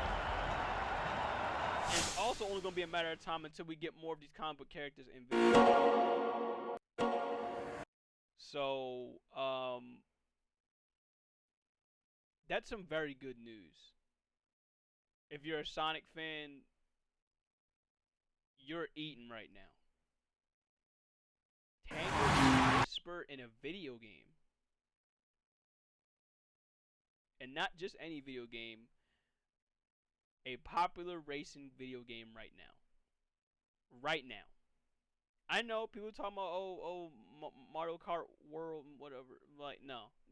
I'm sorry, but it's this one right now. This one is gonna be... This one's gonna be to racing what Smash Brothers is to fighting. It already is. with a couple of the characters they've already put out. I think I've already said that when it was coming out that this is exactly what this was gonna be. Yeah, I see it. It takes the L this time around. Now, it's not like Mario Kart World isn't gonna rebound because this is Mario Kart we're talking about. But enjoy the game. Enjoy this game while you got it. You know what I mean? Enjoy it while you got it. More news going on. And I had to tweet this out because this is Battlefield. Battlefield. Battlefield, Battlefield, Battlefield, Battlefield, Battlefield, Battlefield. Battlefield players rigged their own anti-crossplay on PC to avoid controller players with a massive advantage of the aim assist. I'm laughing at PC players right now. I'm sorry, but I gotta laugh. You wanna know why I'm laughing? I'm gonna tell you why I'm laughing. Do you remember all those years ago where PC players was becoming extremely cocky and overconfident?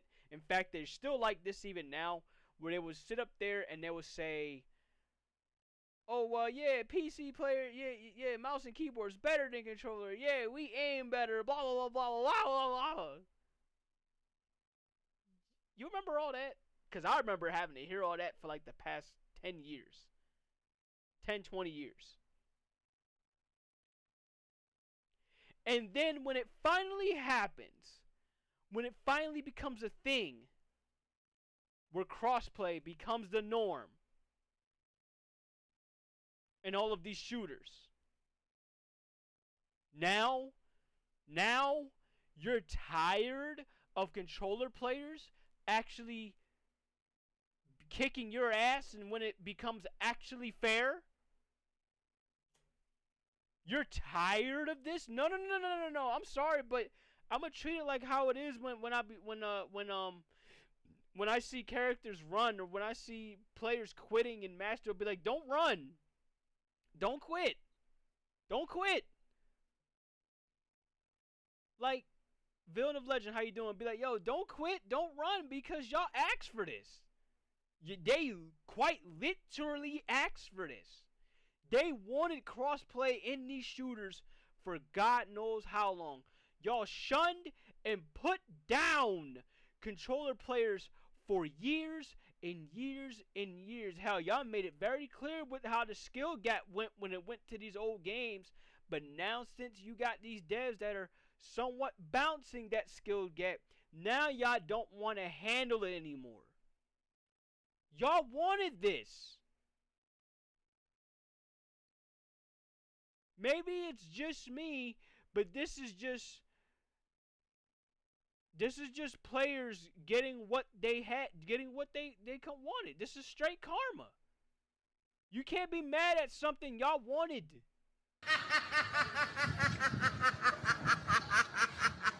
Like, I can't be the only one tripping here. Y'all asked for this for 2 decades, 20 years. Y'all sat up there and y'all touted. Y'all was cocky as hell. Y'all made it blatantly clear. Y'all went on Reddit threads. Y'all went on social media. Y'all went on YouTube comments. Y'all made it very clear by saying, oh, mouse and keyboard runs the shooter world. Only for controller players to fuck around and bitch slap y'all right back to reality, just to tell you that if anyone is skilled enough, that if anyone is good enough, that if anyone is smart enough, that it don't matter how good a mouse and keyboard user is, if I can outsmart you, if I can outflank you, if I can outgun you, it don't matter to me what you use. That if I got this, if I got what's up here, if I got what's up in my head, that's all I need to outplay you.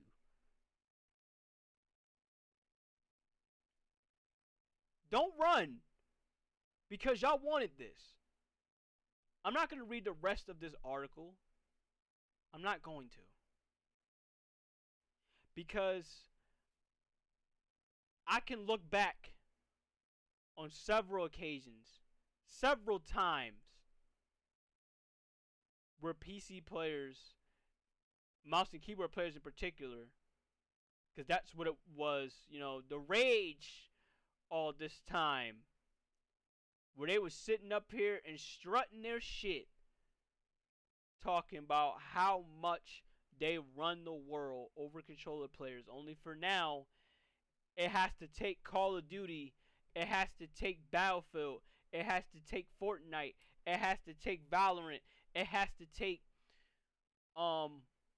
Red Sect, it has to take Warzone, it has to take plenty other shooters. This is just the popular ones I'm saying off the top of my head, Halo included.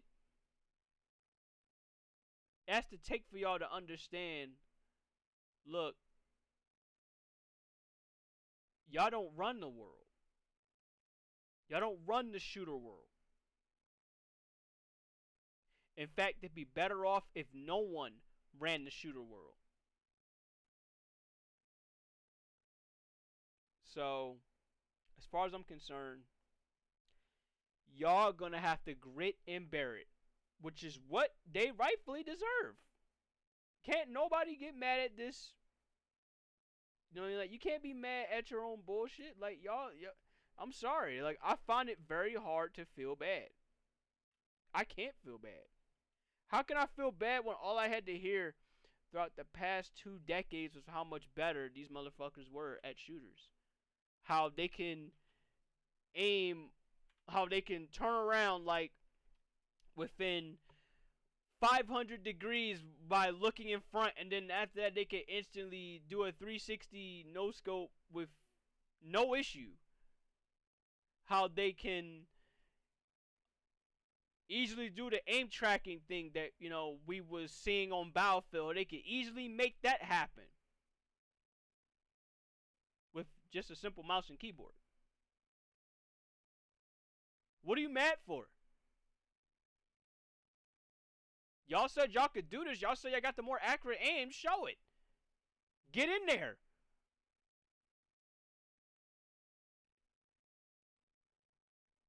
Anyway, that's how I look at it. I'm not going to read this. I'm not going to read this because this is what happens when you poke the bear one too many times. And they've poked it for well over 2 decades. Now you're reaping what you sow. You reap what you sow. Maybe next time y'all will learn to shut the fuck up and just play the game and just be chill. Maybe. Maybe. I want to read the comments though. Yeah, there's that too. Do people realize PC players can also use a controller? That's what makes it so funny. Now, if they want a system where you could use, where it's input based, funny enough, Master Chief Collection did this correct.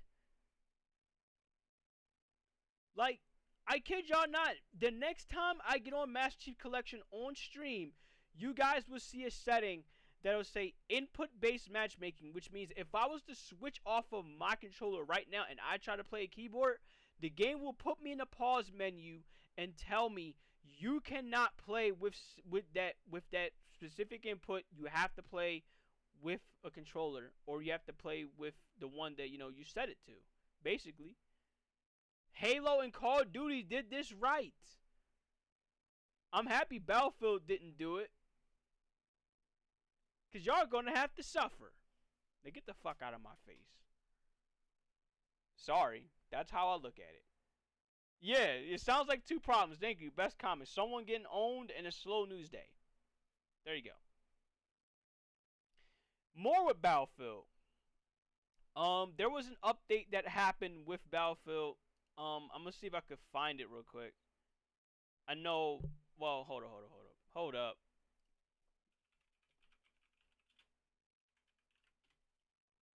There you go. Battlefield patch notes. Here it is right here. Thank you. The best thing they ever did for these patch notes. Major updates for 1.1.1.5 fixed an exploit allowing players to ascend and access unintended areas when standing on the recon drone by hitting it with the sledgehammer. Thank you. Thank you. That's one bug down and another to go. I'm happy they actually fixed that. The next one they need to fix, if you guys have been paying attention on socials, they have to fix the ladder glitch that's been going on where they'll get on a ladder and they'll do some crazy shit and they'll all of a sudden start zooming across the map like Superman. They fixed that and they're good. Fixed an issue where lock-guided missiles did not get countered as expected when met with enemy countermeasures such as flares. Whew, my god, that's a terrible one. Thank god they fixed it. Fixed an issue where vehicles did not spawn correctly in Breakthrough and Conquest. Fixed an issue with Battle Royale affecting match flow, squad revives, end of round transitions. I will say this, just like how it is with Warzone, if y'all like Battle Royales, you can play RedSec right now. So in a way, take that as your test run for Battlefield 6 if y'all want to play it. Player fixes. Fixed an issue where dispersion would be higher than intended when going from sprint to firing in ADS. Fixed an issue where dispersion would incorrectly scale with movement speed and always assume the player is moving at a maximum movement speed for the stance. Fixed landing animation to reduce excessive camera and weapon movement when aiming down the sight, improving visual stability during and after the landing. This update also resolves the instances where ADS aim could be displaced while sliding. Good, thank you. Anything that helped the aiming be a little more better because the bloom with it is a little bit crazy. Vehicles fixed an issue where lock-guided missiles did not get countered. So it's the same thing with the vehicle one. It's no different with this one.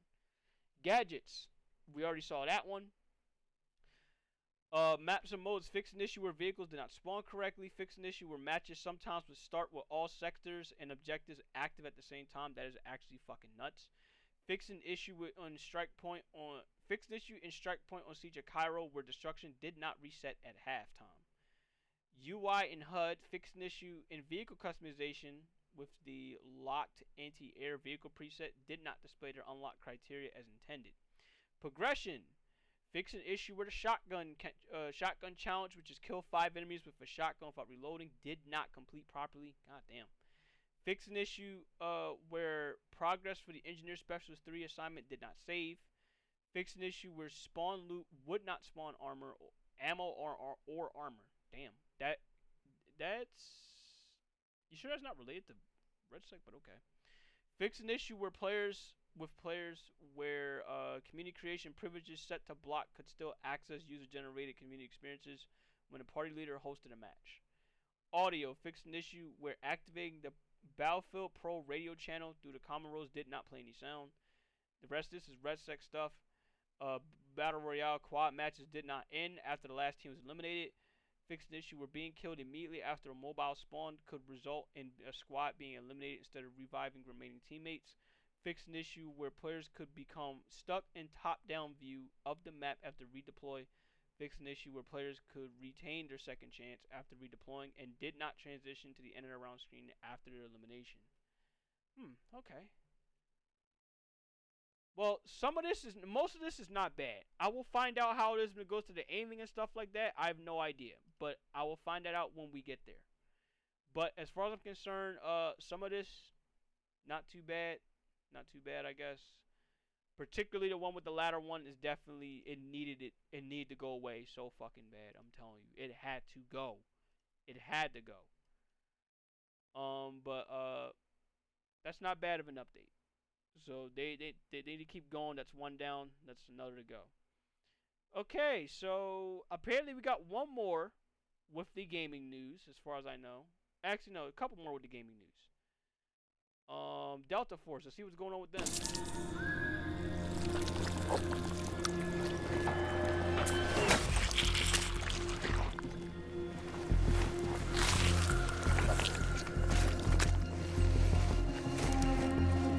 Enemy spotted.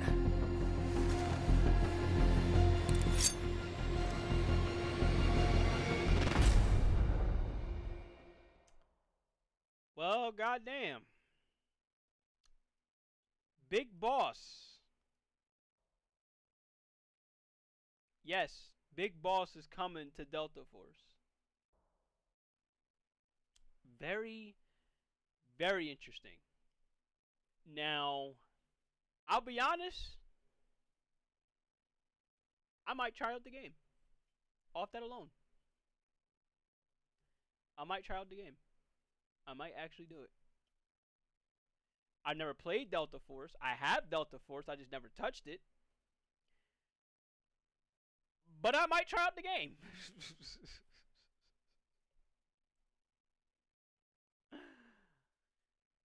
Having Big Boss in there, y'all know how I feel with Metal Gear. You know how we all feel with Metal Gear. I'll be honest with y'all, I've been thinking about having to run back Metal Gear. I know I'm still supposed to do Metal Gear Solid Peace Walker, and we're still gonna do Metal Gear Solid Peace Walker at some point.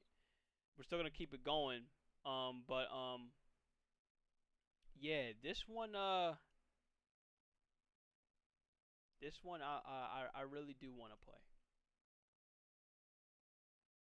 Says a nice reference to the Sorrow. Hold up, I missed it.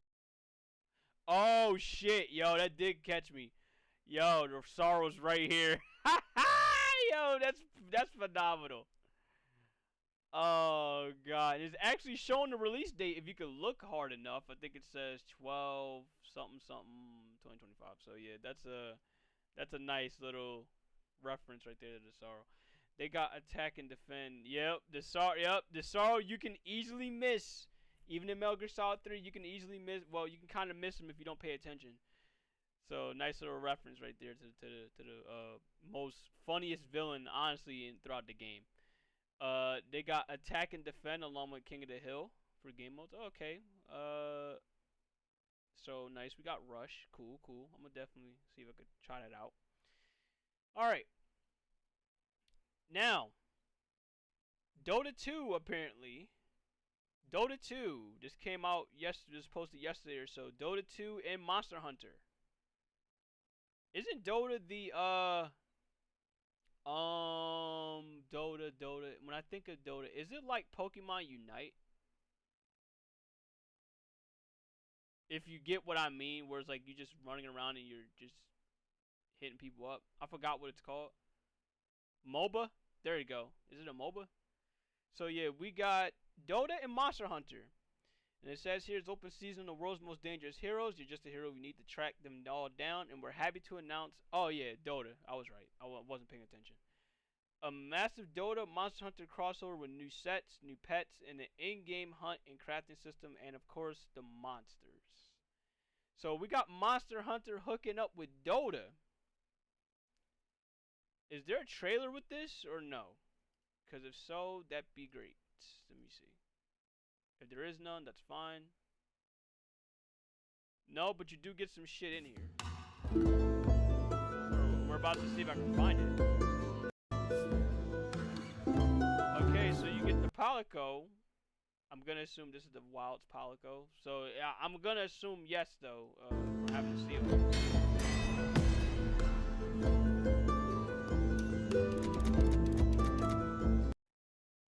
So you got Zenogre. You got Zenogre armor. Okay. You got the Poogie. Zenogre's Wind Ranger. Beastmaster is the Bone Armor. Rathalos is the Dragon Knight. Base set is the Kieran armor. Kieran do look pretty damn good with the anti-mage. Okay. Otto Garon is the sniper. And Palico Disguised Bomb Unit is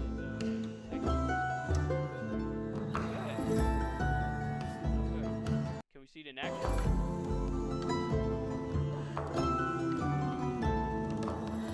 Some of these do look pretty good. You have you try playing Wilds on PC. I had to bring the graphic settings to the floor to play it. I've got pretty far in the game now, having with a ton of issues. Now you can't even play it. Yeah, they gotta fix that shit, bro. I can't blame you, Villain and Legend, if you decide to just chill with it for a little bit until they fix the optimization. I stopped for a little bit. It was giving me a little bit of issues on Linux for fuck's sake. It was giving me crashing problems. Now I think I did fix it at one point in one of the updates, but slowly but surely everyone started to stop playing for a good reason. They have to fix these issues. Only then are we gonna be able to get back on it. Pretty damn good. I ain't gonna...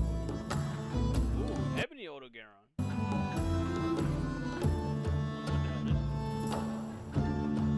I don't know what the hell that is either, but some of that dude is pretty damn good. I want to go to,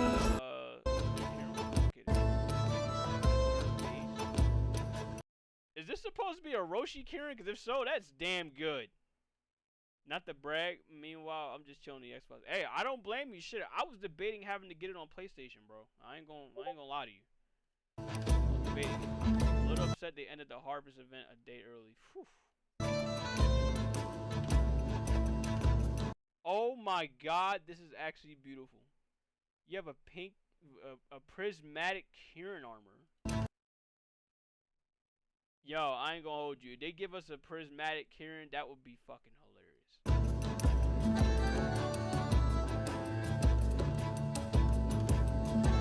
I'm gonna assume this is not Zora. This is Blue Rathalos, Red Rathalos.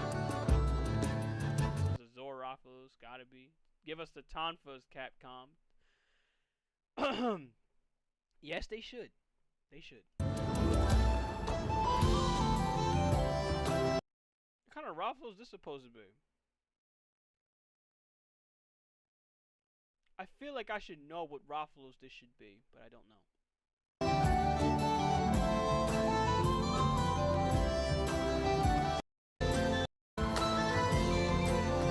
Bone looking pretty good though. Very good. What the fuck is this orange Zinogre? I don't know. We know this one should be. Is this one supposed to be Stygian, right? If so, it's kind of there, but it's not. It's close. This should be Stygian armor, but oh well. It's very close to, and I say that because the purple lighting throws it off.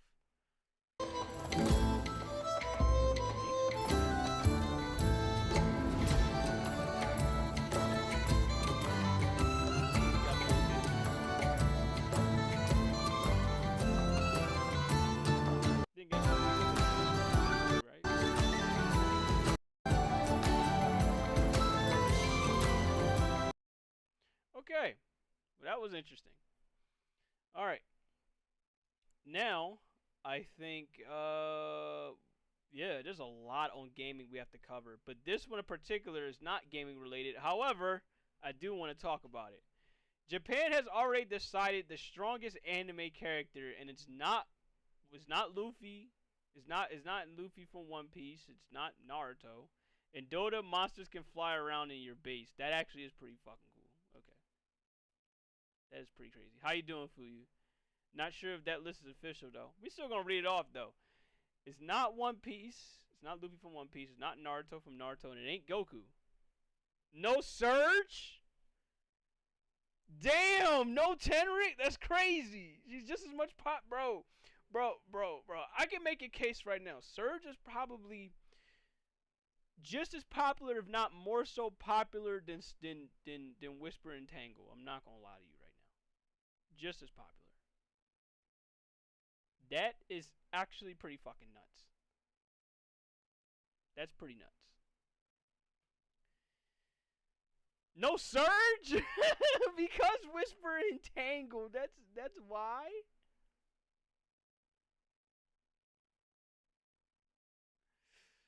Oh, that's horrible.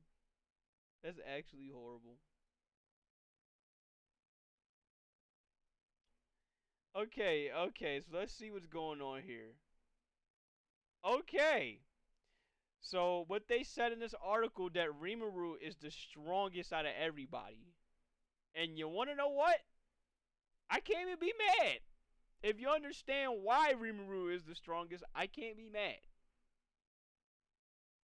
The motherfucker is literally a god in his own world. And I think you felt that it was going to be that way right after the first season. That it was getting close to him being a god in his own world. But it really started to take shape when everybody started getting killed around his area. And then he's like, alright, you know what? It's time for me to just start going nuclear on these motherfuckers that took out my people. Next thing you know, he's becoming a demon lord. Yeah, dungeon fodder became godlike. Like, it says it from right here. He can devour opponents, steal their powers, and evolve into something even more godlike with each battle. Imagine if Goku, Saitama, and Naruto fused together, and then Rimuru just still casually erased them from existence while sipping slime tea. That's basically their level. And you want to know what? You can't hate. It's hard to hate this answer. It's very hard. Now, you see it here from comments that would say, okay, there's still more powerful anime characters than Rimuru, but do we really know that? Hate is subjective. I mean, considering what's about to be for sports, you're damn right it's subjective. I want to see what the hell that was that you put in there. Megiddo. Oh, okay. I don't know why I went paste on that, but yeah, I mean, for who you think is the strongest, I get it, but Rimuru being the strongest out of this list, can't be mad at it. Can't be mad at it. It was either gonna be between either him or Saitama anyway. The only thing that fucks up Saitama is literally mosquitoes.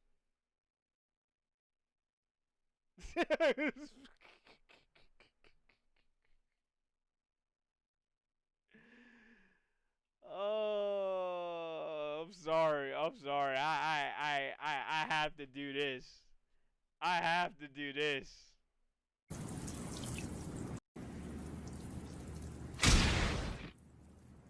There's no way I wasn't gonna play this, right?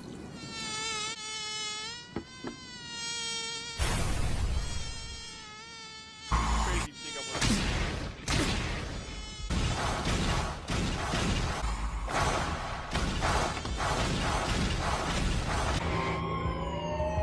This is an A fucking mosquito is the only thing that can outdo this motherfucker. A mosquito. Unbelievable. I love this show, but damn, man, that's unbelievable to me. Alright. I think we covered everything with gaming, did we? I believe we have. We covered everything that there was to talk about with gaming. Is there anything else? Anything more? For some of the things y'all may have missed it, if you can, you might have to go back to the past broadcast. This is definitely a lot to talk about from here tonight. But oh yeah, you know what? There is one more. You put this one up, Omega. It's What's going on, everybody? Hope you're all having a fantastic day. Because the last I've seen with Splitgate, we already know. We know what happened with Splitgate. So what's going on now? I'm not going to look at this for too long because, we got sports to cover. Ladies and gentlemen, this weekend that just went ahead and passed, there was a playtest for Splitgate 2 that put in a lot of fantastic introductions. Again, portal overriding, EMP grenades, power-up pickups, LMGs. I mean, my goodness, the list goes on and on and on. Massive playtest, and I'll be real with you guys. A lot of people, before going and dive on deep, if you guys are interested in more content like this, don't forget, I have no clue where to go ahead and begin, but I think I'm going to start off with something that was really annoying me in the Splitgate 2 base experience, and that is getting shot through portals. It always felt like a nuclear bomb is flying through the portal surface. You could be 50,000 miles away from that portal wall, and you'll still be getting clapped out and die. But the devs did indeed finally find a fix. Apparently it was a problem with a network optimization or something of that sort. Regardless, for me personally, I'm just happy that it's finally resolved because this was a big one and it made Portal play. I'm going to say this, okay? When it goes to Splitgate. And I'm not going to look at any more of these vids because these are pretty fucking long coming from Jay Bowen the man. I understand he's a good content creator. But I am going to say this when it goes to Splitgate. They severely fucked up how they launched this game. But they can easily redeem themselves. And it ain't going to take long for how they're going to redeem themselves. It's not going to take long. We just talked about earlier how Halo fucked up. We talked about that well earlier. And especially when it goes to this whole combat of this campaign evolve thing. Nobody right now gives a fuck about what Halo is putting out. Really can't. Like, I can't in good conscience say that Halo is healthy anymore.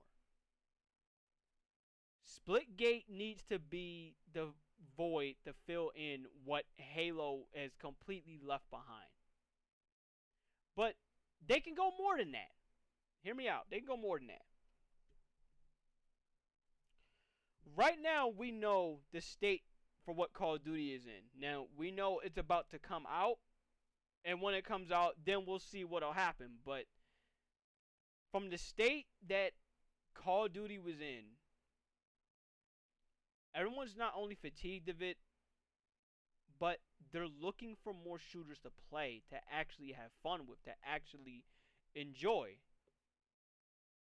Splitgate can be that kind of game. It can absolutely do that. It can absolutely do that. But they have to get out their own way to be successful, if you get what I mean. They gotta stop bullshitting around as a free-to-play game. What they had with the first game was something great, was something special, and then they fucked it up. This one, they can't fuck this up. They can't. What I thought they were going to do was, I thought they were going to do like how Warframe would do it, like how Destiny would do it. Be like, okay, this is your game, this is your baby, we're going to build on it and build on it and build on it and build on it and just keep on building on it to the point where it's like, look, you're not going to have a choice but to recognize us. But instead, they decided to go this route. We'll see what'll happen, but for Splitgate, it's easy for them to get out their own way. They just have to, like, Call of Duty and Halo open the door for you. You have to walk through the door. What made them great, you need to take bits and pieces of it and continue to make it great. They already did that with Portal. They already did a good chunk of it with Halo. They need to do more of it with Halo. Like, I don't know. Like, I say more, better maps. How about this? How about a fucking Forge mode? Give me that. Give me a theater mode. I don't even think the game has a theater mode, which is crazy to say. Game like that needs to have a theater mode. Maybe that's just me. Alright.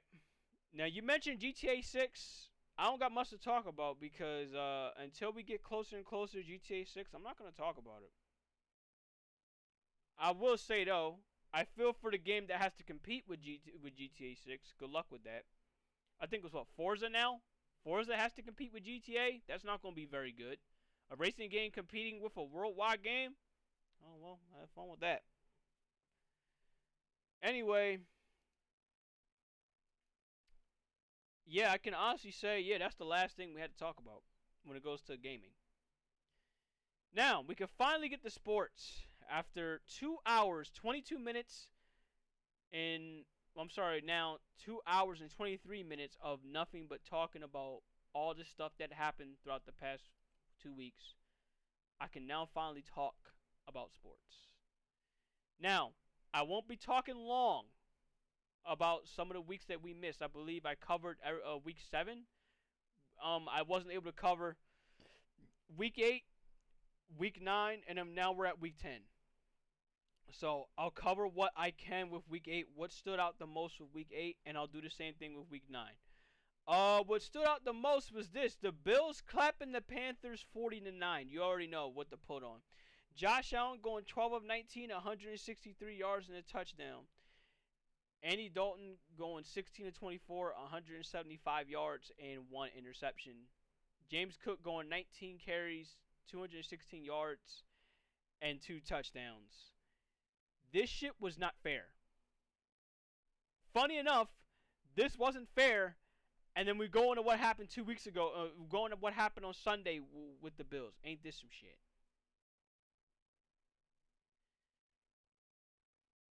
All I know is this. The Bills, and I said this off stream. To a friend of mine.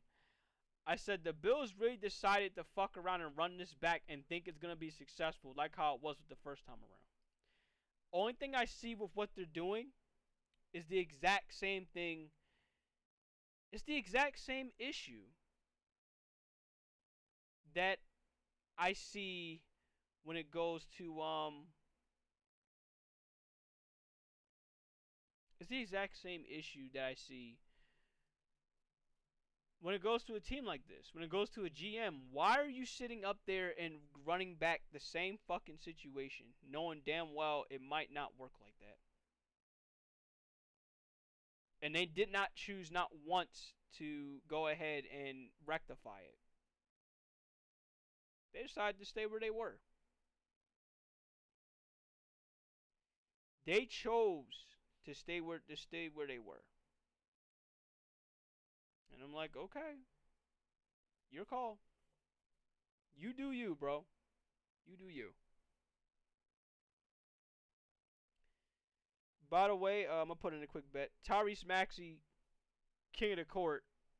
Clip that, by the way. Tyrese Maxey's going to win the King of the Court tonight. So I'll go ahead and give y'all a little bit of a tidbit. Every Tuesday with the NBA, they do a King of the Court for DraftKings. And if you win it, you get a bonus bet depending on how many people bet on said player to get the most points, most rebounds, and most assists. So last time I won a couple of times with Giannis, he had like 50. I'm hoping for Tyrese Maxey, he beats that and he becomes the King of the Court. Yeah, James Cook, I'm going to definitely keep in mind with James Cook. I'm telling you, look, when it goes to the Bills, if any of these players, if James Cook and if Josh Allen does not handle their business, what happened on Sunday is what happens in general when it goes to the Bills, which should happen. Because they have no business succeeding as a football team, let's be real. It's 2 players. Just those 2 players are enough. But yeah, clap cheeks of the week for week 8 goes to Bills and Panthers. Vikings and Chargers, Dolphins and Falcons, This was interesting. The Jets and the Bengals was a very interesting game, very fun game. Justin Fields going 21-32, 244. Joe Flacco going 21-34, 223 and 2 touchdowns, my bad. This was very fun to watch. I didn't watch it entirely, but when I did watch it, it was very, very fun. 2 shit teams going at it like that. It's crazy. It's crazy how it has to take 2 bad teams for motherfuckers to start playing like they're a super team. I hate when that happens, but I do find it entertaining. Eagles get their look back on the Giants 38-20. We already know. Broncos beat the Cowboys 44-24. Hold on to that. When it goes to the Cowboys. Week 9, we're going to week 9 games. Ravens dismantled the Dolphins 28-6. 49ers beat the Giants 34-24. Chargers beat the Titans 27-20. Vikings beat the Lions 27-24, which is funny enough to me because the Eagles so far have beaten the Vikings and they've beaten another team I'm going to cover in the NFC North. Patriots beat the Falcons 24-23. I'm going to see if I can get anything else that's noticeable. Not really much that's noticeable besides the Bills beating the Chiefs 28-21. And now we're going to get to this one, Week 10. By the way, clap cheeks of this week goes to Ravens and Dolphins for Week 9. Now here we go, Week 10. And this is the most weirdest week we've ever had for football. Broncos beat the Raiders 10-7. Colts beat the hello by the way, Dre. Colts beat the Falcons 31-25. This was, you can make a case right now and say that was the best game that was played this week. Jets beat the Browns 27-20. Patriots beat the Buccaneers 28-23. Saints beat the Panthers, which is fucking nuts. Saints beat the Panthers 17-7. This is the same Panthers team that just gave the Cowboys hell. And they lose to this 1-8 Saints. Rivalry games, bro. This shit is crazy. Ravens beat the Vikings 27-19. This was the stunner of the week. Dolphins beat the Bills 30-13. What? Dre, if you feel like it, go ahead and come on in because I need this to be talked about. But before you do talk about it, I want to say this. Before we talk about it, hold on to it.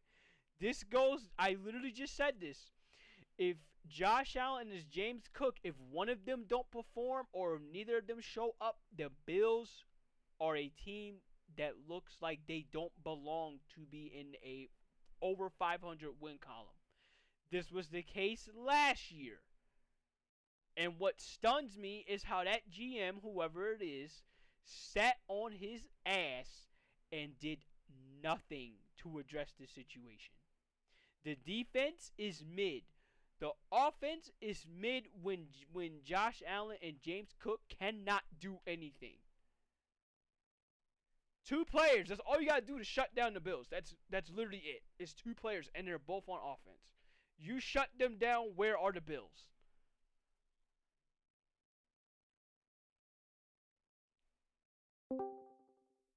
But the crazy thing is, though, I expect that from Kincaid because he's receiving tight end, so I kind of expect that. And they don't. And right now with the Bills, their receiving game isn't all that's cracked up to be. It hasn't been since they got rid of Diggs.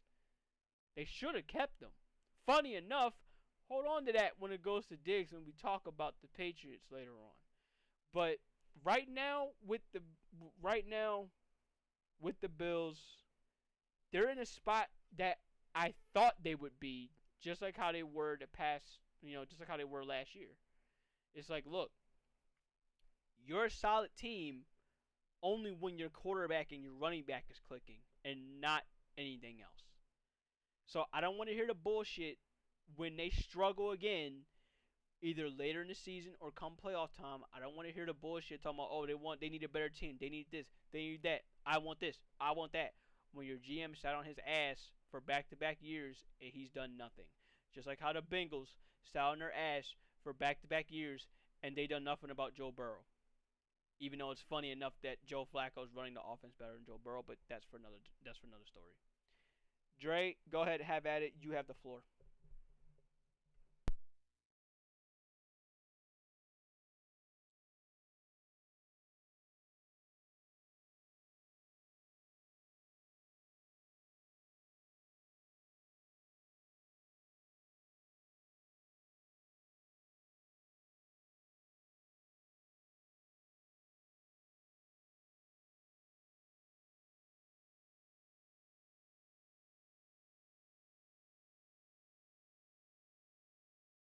Hold on. Hold on. Give me a minute. Apparently, they can't hear you. Give me a moment.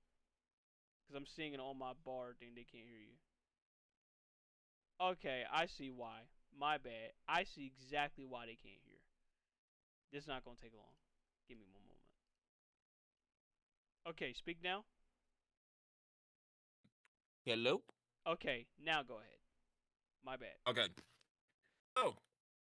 This game, I didn't watch the whole thing. I didn't even really watch it, but I was like on fantasy at my job and whatnot. So, when the Dolphins technically put belt to ass against this team, we have an issue. Because the Dolphins are imploding. Tua stinks. We all know that. And it's definitely not the coach. But when you have Achane go down the field, up and down against this defense that I put in fantasy, because I do damn well, this Dolphins team does not look good at all. And I'm like, okay, we have a shaky defense, but we know what we need to do. Mm-hmm. This is unacceptable. And all this is going to go back to Sean McDermott. Because, like, forget the offense entirely, because, yes, he only got James Cook and, Kincaid and Josh Allen. But there's nobody else in the wide receiving corps. You got Shakir and everything, but again, like I said, there's no weapons for this guy. And when you shut down the two, and then Josh is on his legs, now you got to rely on newbies That's out in the field. That's unacceptable. And then this defense, you're sus as hell. Since day one, you've been sus. So I'm not surprised that they do. I mean, I'm not gonna be surprised if they don't even win out. If we don't win the damn division, let alone we might limp into the damn division. They're not the only ones. That's how bad this is. Yeah. Yeah, that's it with the Bills. I mean, I'm like this. Keep up with the bullshit. Because I'm calling for somebody's job. He said I'm calling for somebody's job. I'm telling you, Sean McDermott go one more time. Okay, I don't know why the group chat for Fuji don't want to work. So it is what it is. We're just going to take it for what it is just by voice. Let's see. Yeah, I don't know why I don't want to work. Okay. So, next game to talk about, but I will say this with the Dolphins. Them having to come out and make a statement win like this, if I'm the Bills, I will be shitting myself because if you did this versus the Bills, your next game is against the Bucks. That's a playoff team. The Dolphins aren't. You better show up. Because if you don't, the AFC for me is going to look wide the hell open. And for a team like the Chiefs, which are what? What are they now? 3-6, 3-7? I don't know. I don't know what the Chiefs are anymore. I think they're like 5-4. I know. I think they have the same record as us. They're going down the outside looking in right now. If they slip this up, AFC got nobody but themselves to blame. Because the Chiefs should not be here. So I know the Chiefs is out here lurking, licking their chops, waiting for you to fuck up. So you mess it up if you want to. All right. Next game of note to talk about is the Jags and the Texans. This was so crazy. I shit you not. Jags had the lead all game. All game, they had the lead. I was checking time in, time out, be like, alright, this game's over. This game's a wrap.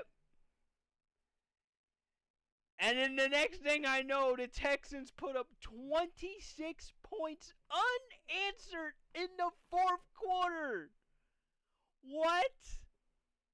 Oh my god, 26? I was like 33. Unanswered. In the fourth. Yo. Thank God Winter is not a Jags fan because she's around the area. Thank God Winter is not a Jags fan because if she was Eagles, you would need to go give her a hug so much. Oh my God, this is so embarrassing if you're a Jags fan. This is so fucking embarrassing. I didn't even see this game, but this what is my so bosses made me because I know that my You want to know what makes is this just as embarrassing? Here's one that tops this. And this is not even related to the NFL. But I'm going to cover it anyway. This was when the Lakers had just lost versus the Lakers had just lost versus a Hawks team that played nothing but G League starters.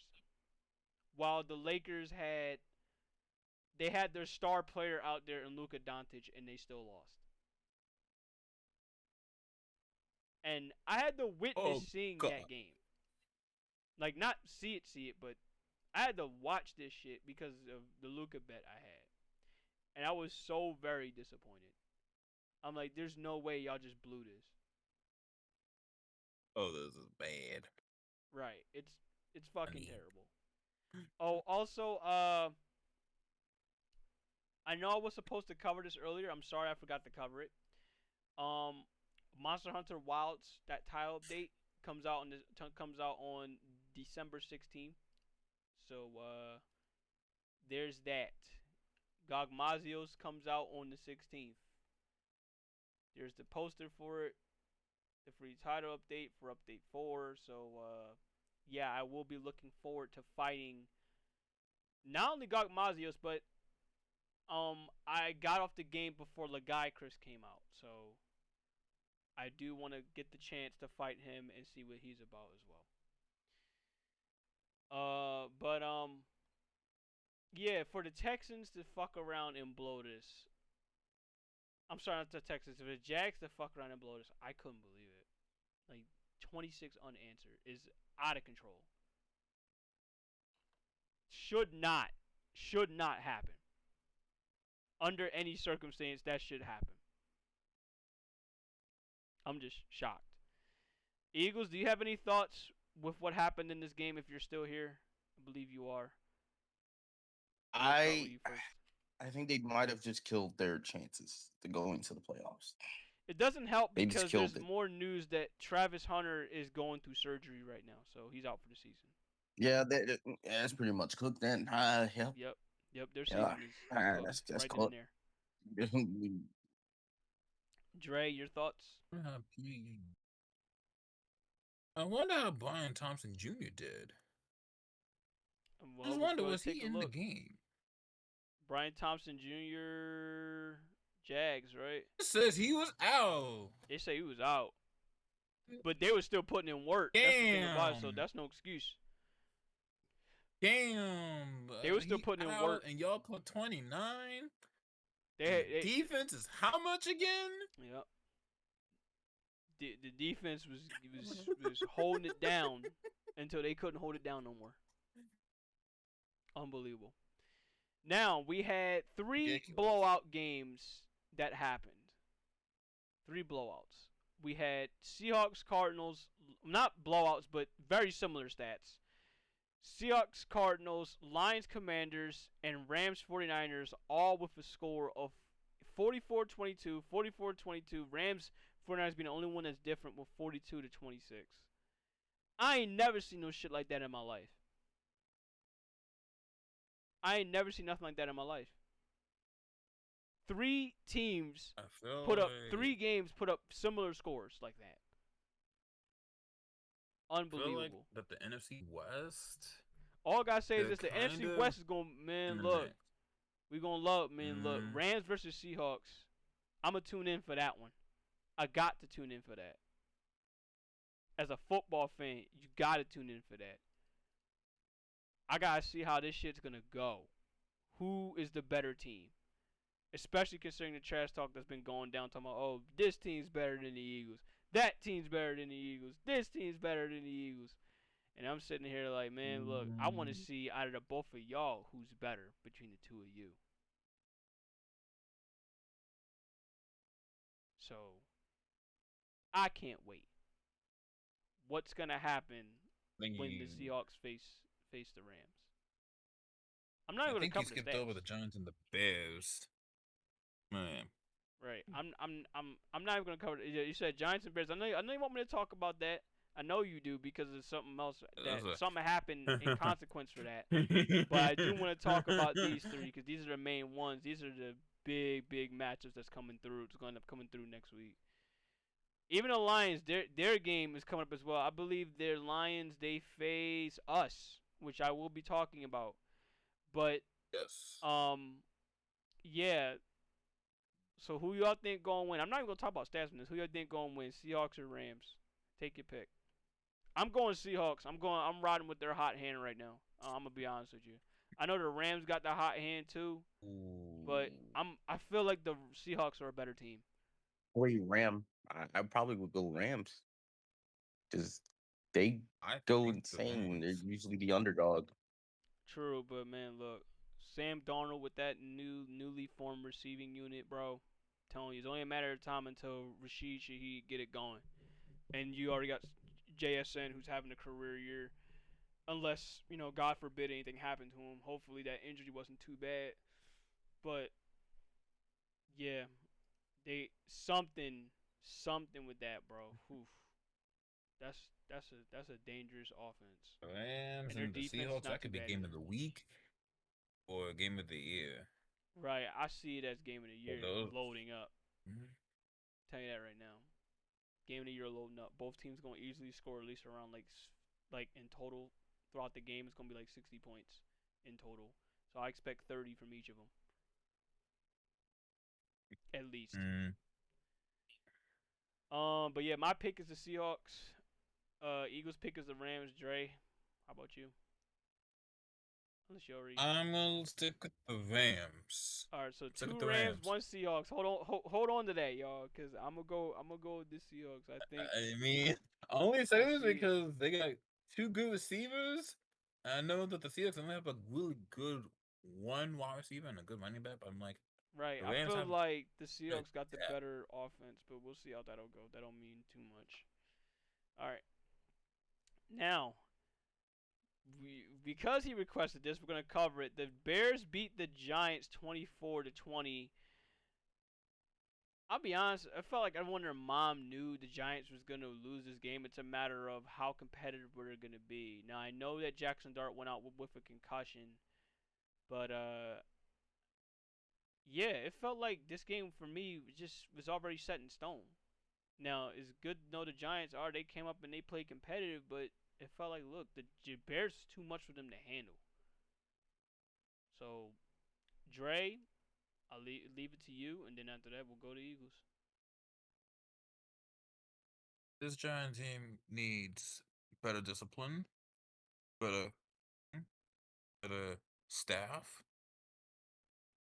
Because as They you needed heard, that I mean, for it's like already 10 happened, years as you now, heard, bro. yeah. They needed that. They needed I mean, that for like, like 10 years. they need everything. They need everything, but it's like Going on the 10 talent years. is there, but the issue is the coaching. Yeah, ever since Eli Manning left, Before that, everything when that y'all you've drafted seen- Odell Beckham Jr., that Well- was when it should have been time for y'all to start taking shit seriously, and they didn't. When y'all drafted It Odell is Beckham that, Jr. yeah. in 2015, 2016 draft, that's when y'all should have started taking shit seriously. And y'all saw what he could do, and y'all just wasted him. And I still said this till like I'm blue until like I'm done till I'm blue in the face. If it wasn't for Odell Beckham, Eli Manning should have and would have retired sooner. But at the very least, y'all knew what y'all had with the two of them. So, but they just didn't build enough around them. They just said, "Fuck it, we'll just let this keep on going with Eli and Odo doing spectacular shit until they can't no more." Right. And then y'all drafted No. Barkley thinking that'll be more than enough, and then you find out you got no line. So It was I all don't know. because of Dave Gettleman. I know, because when he was there, it was like, okay, I see why you picked Saquon, but there's no need to pick Saquon. We right. needed more Saquon depth. could have been completely elsewhere. Saquon's good, but it's like, again, not with this team. Right. It wasn't a And so when Joe necessity. Shea came in, it's if anything, like, if I was the yeah. Giants, this is what I should have did. If I was in charge of that pick leading up with Saquon Barkley, I would have asked for trade offers. I'm gonna be real with you. Saquon was not gonna save your team. Wasn't No. gonna save your job. Definitely not. I would have traded Nope. down and let whoever deal with Saquon deal with him. Yeah. But that's just Like, we wasn't ready to have that. I mean, we need a line first, and then we finally are fixing the line. And then after, like, okay, this Scabo comes in, you have Tracy, okay, cool. It can work out, but you need to have the O line. It's moderate. It's elite, no. We'll fix that when we get there. But really, Giants have got to start completely over. And honestly, it starts with ownership. He needs to sell this team. As of right now, John Mayer, he's the owner, partner owner with Steve Tisch, of course. John Mayer is dealing with cancer. If I'm John Mayer, I will retire and not put stress on myself and give it to somebody that will actually do something with this team that can make it competitive. Because this is not 2010. This is not the olden days how we beaten Brady twice in the Super Bowl. It's not that no more. This is completely new. So we can't live in the past like the Cowboys are, because they live in the past, of course. We can't do that no more. And when we got rid of Dable, I was thinking to myself, okay, was this the right move or was this not the right move? And the answer was, Willie, this had to have been the right move because you're saving your job right now. They all clearly said, you got to coach for yourself if you want to stay here. That also means if you put Dart out there, you can't be greedy because Jackson Dart is the future. And thus far as these few games that we've seen Dart do well. He just needs to be coached like more development, like better development with him. He's still fresh. I mean, he's still a rookie. You can't treat him like he's not a rookie yet. It's like, okay, you can't be having him run all these plays and then have him get hurt. Right. That's what happened. He went in that blue tent 4 times and should not be getting hit 4 times and then he ended up into the damn blue tent. He should not be taking this much abuse. I understand it's the NFL, but guess what? He's a rookie. So now we're gonna see Malpractice. what happens with Mike Kafka because he's interim quote unquote head coach. Now there has been rumors where some teams was offering him for him to be head coach elsewhere. But we'll see what happens with Kafka moving forward. And the expectation for him is until whenever Dart comes back, can you be a head coach or are you just an offensive coordinator? Because I'll tell people this. Difference between an offensive coordinator and a head coach. The head coach, you're dealing with everything. A coordinator, you're just dealing with one position. So, yeah, I mean, is Dable a good coach? Yes, but is he a bad coach? No. He's not good with head coaching.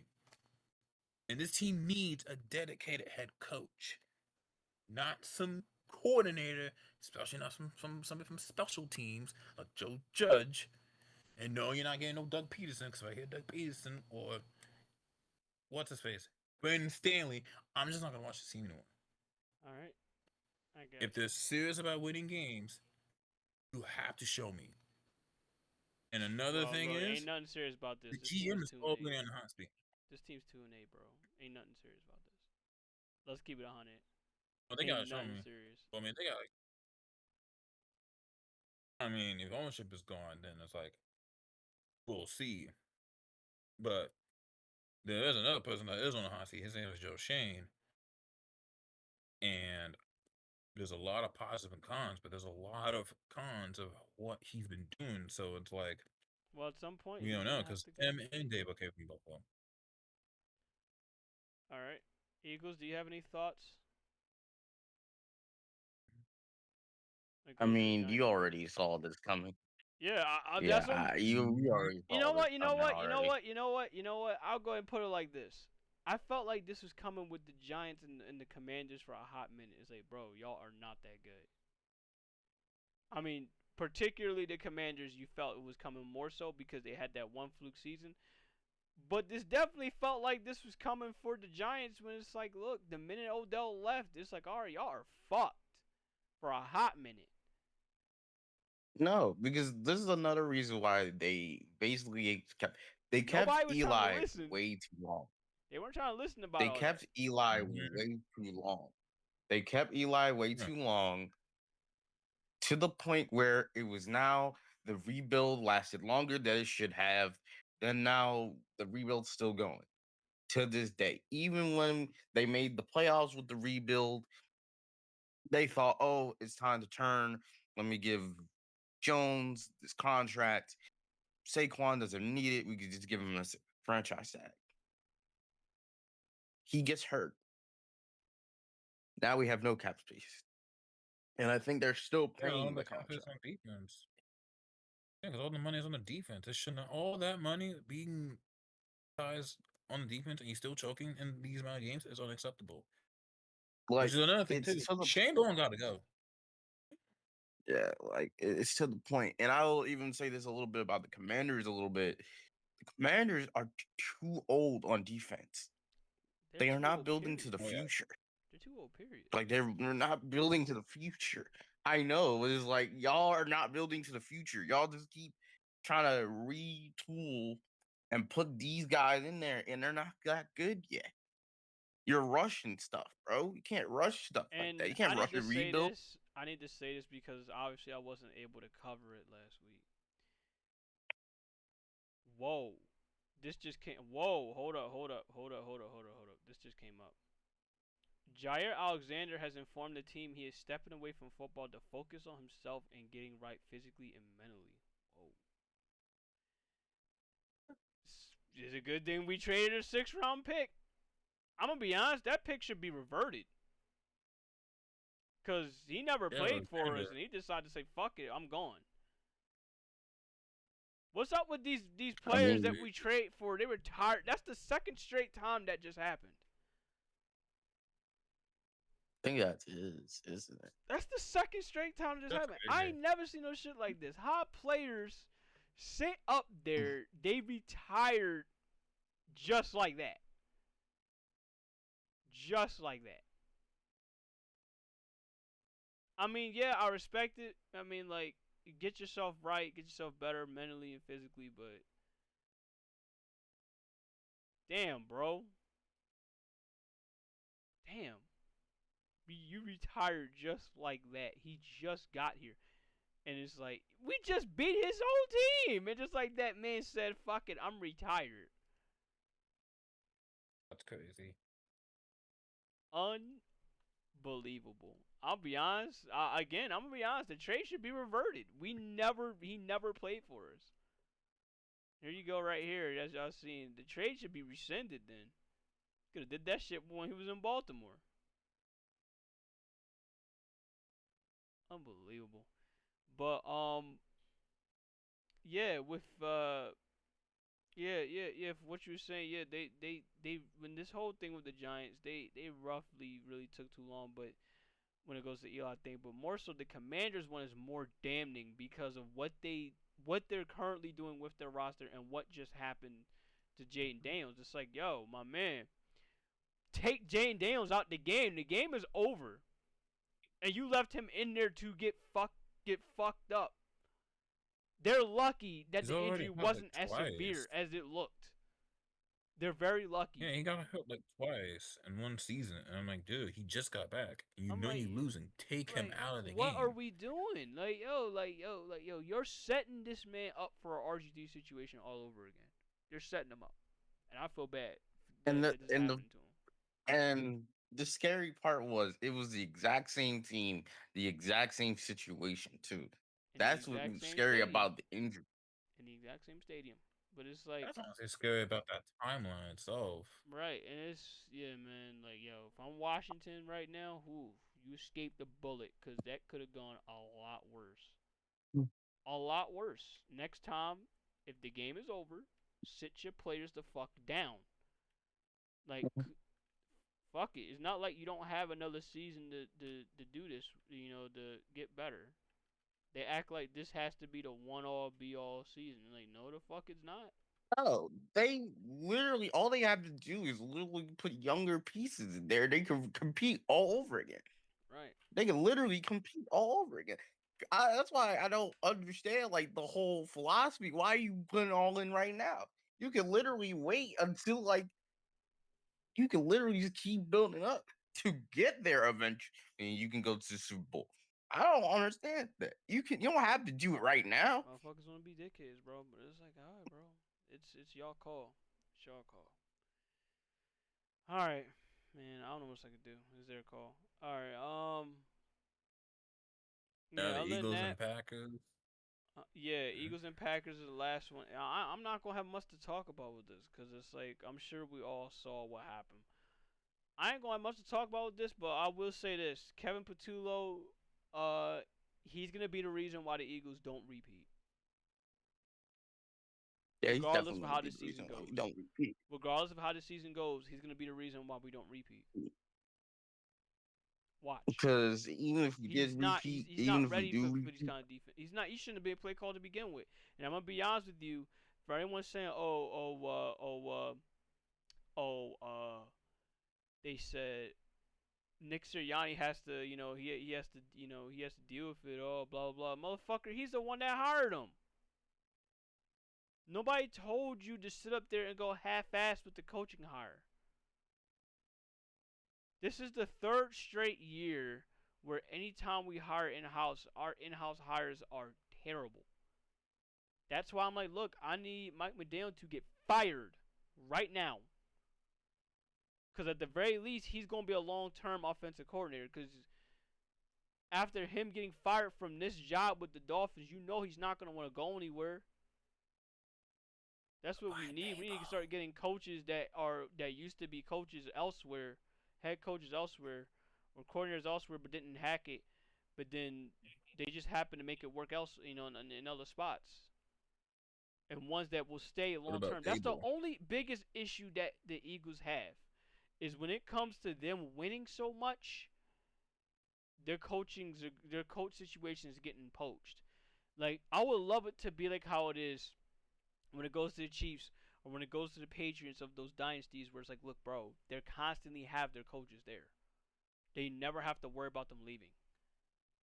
Like, Tom Brady stayed with McDaniels for how long? Not Mike McDaniels, but what's the name McDaniels? Belichick or somebody else? Huh? Yeah. Like Belichick. Brady had Belichick. Yeah, but And then Belichick Brady- is more so known for defense. I'm talking about his offensive coordinator. He had him there for God knows how long. God knows how long. Even at times when he did go off the coaching and he went back to the Patriots, he still had him for God knows how long. And then when he does go over elsewhere, he goes over to Bruce Arians. He takes the Patriots playbook with him and wins Super Bowls there. And it's bro, I would love that kind of longevity. Or like right now with the Chiefs with Patrick Mahomes, I would love to have that kind of longevity. So wait, is it Mike Vrabel? No, dude. He never had him as an offensive I don't coordinator. know idea. Hold up. I'm Yeah, not he was a sure. player. He was the player and then became a coach. Josh You're talking McDaniels. about, There you go. it's Josh Josh. McDaniels is who I'm thinking of. Yeah, you're talking about Josh. Yeah, he had Josh McDaniels for like fucking. He had him since 2007. And he was winning before that. He had him for at least since like 2007, 2006, probably 2008. Yeah, he served as a Patriots offensive coordinator for 14 non-consecutive seasons. But my point is like, yo, he had that kind of longevity at the coordinator position. Patrick Mahomes has this right now, of course, with Andy Reid. So any coordinator that comes out of the Chiefs, they can easily go elsewhere and they be fine. He will be fine. You got a fucking guru as a play caller. But my thing is, that's the kind of longevity that the Eagles are missing, that we've been missing for God knows how long. We got it right now with Vic Fangio, thankfully, because we know he's not going to go coach anymore. He's done with head coaching. He wants to just be a coordinator, and he wants to stay home. We need that kind of coordinator that we know ain't going to go nowhere and just wants to coach ball at this point. And I'm hoping that's Mike McDaniel. Because after what's been going on with Miami, look, only thing you need to do here is pick up that fucking tablet and start drawing some shit up, and let's start cooking. Because people seem to forget, and there's a video that showcases this. Being a coordinator is easier than being a head coach. 10 times easier. A lot easier, bro. It's 10 times easier. A lot easier. So for people that sit up there and they're thinking, oh, okay, with Mike McDaniel, oh, well, he comes in, he's going to fuck up everything. What's he going to fuck up? What's he going to do? I would love to know what is he going to do, because guess what? He doesn't have final say over Sirianni. He has the same duties, same situation as Vic Fangio does. That's to go in there, draw up some shit, game plan some shit.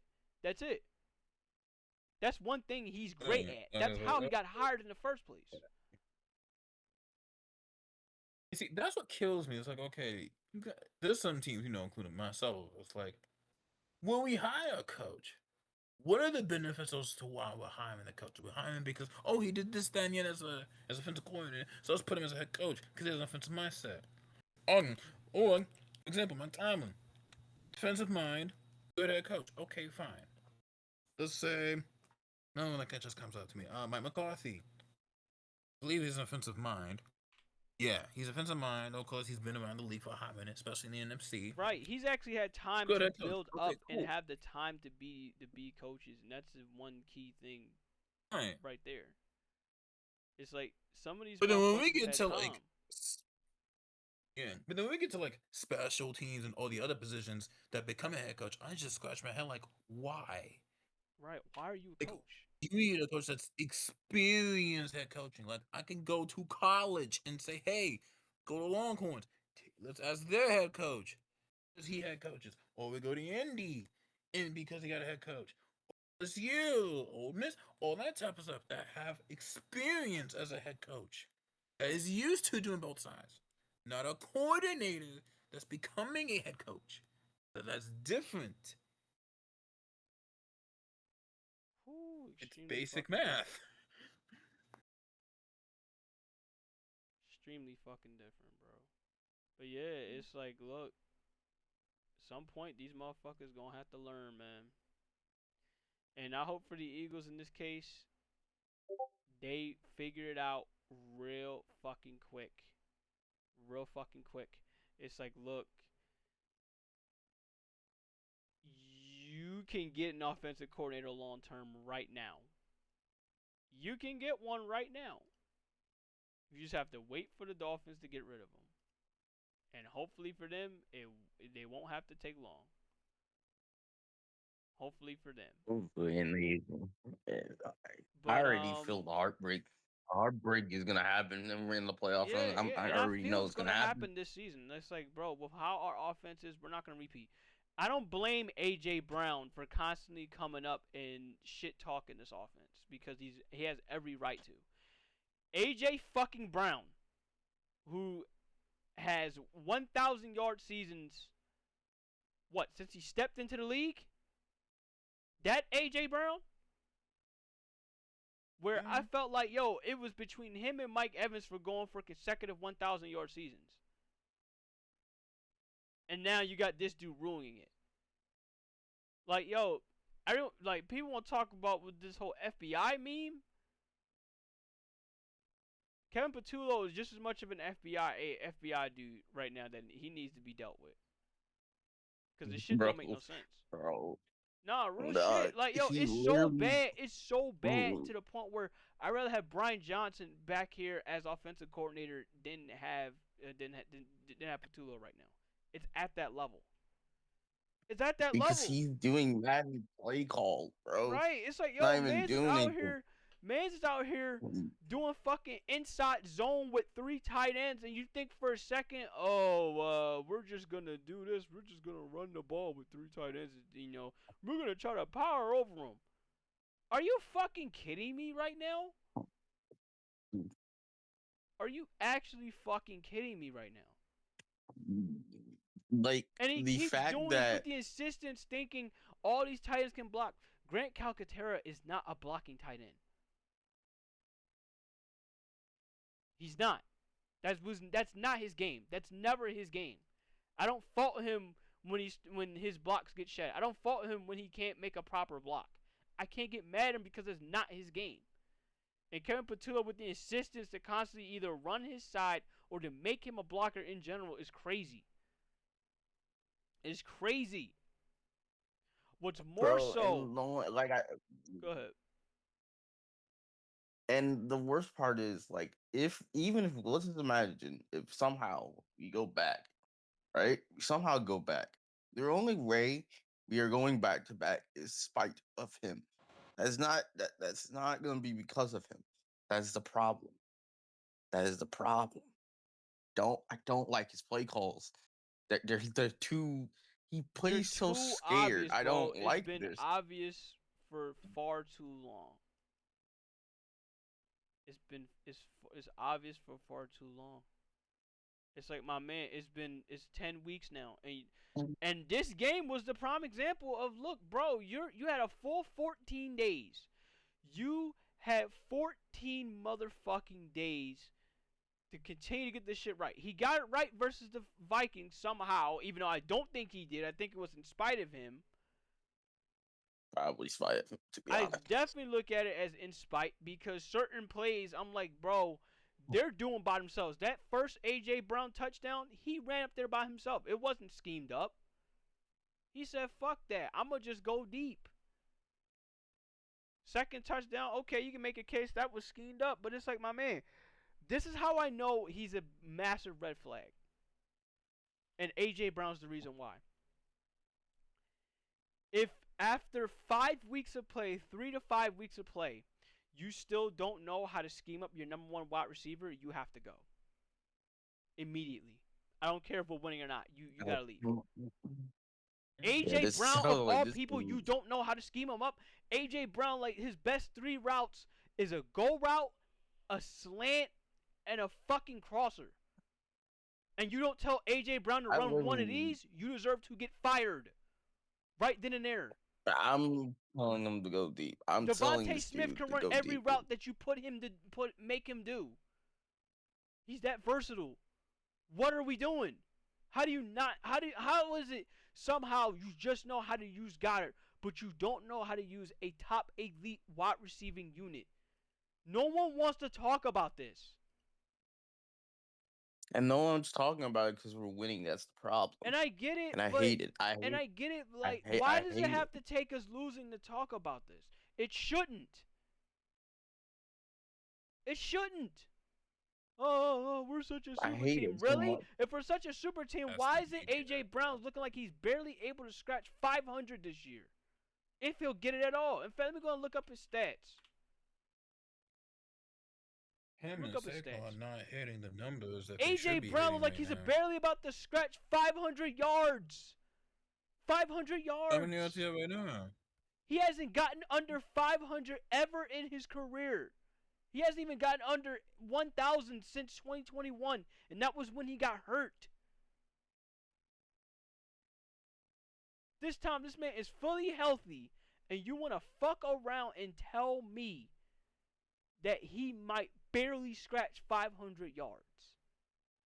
Even in That's 2023, wow. our worst year offensively, that motherfucker still put up 1,000 yards.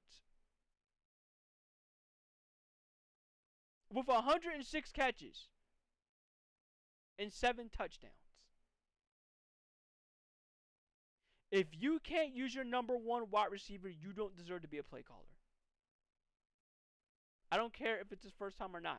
And I'm going to be honest with you, that's where Nick Sirianni deserves most of the blame.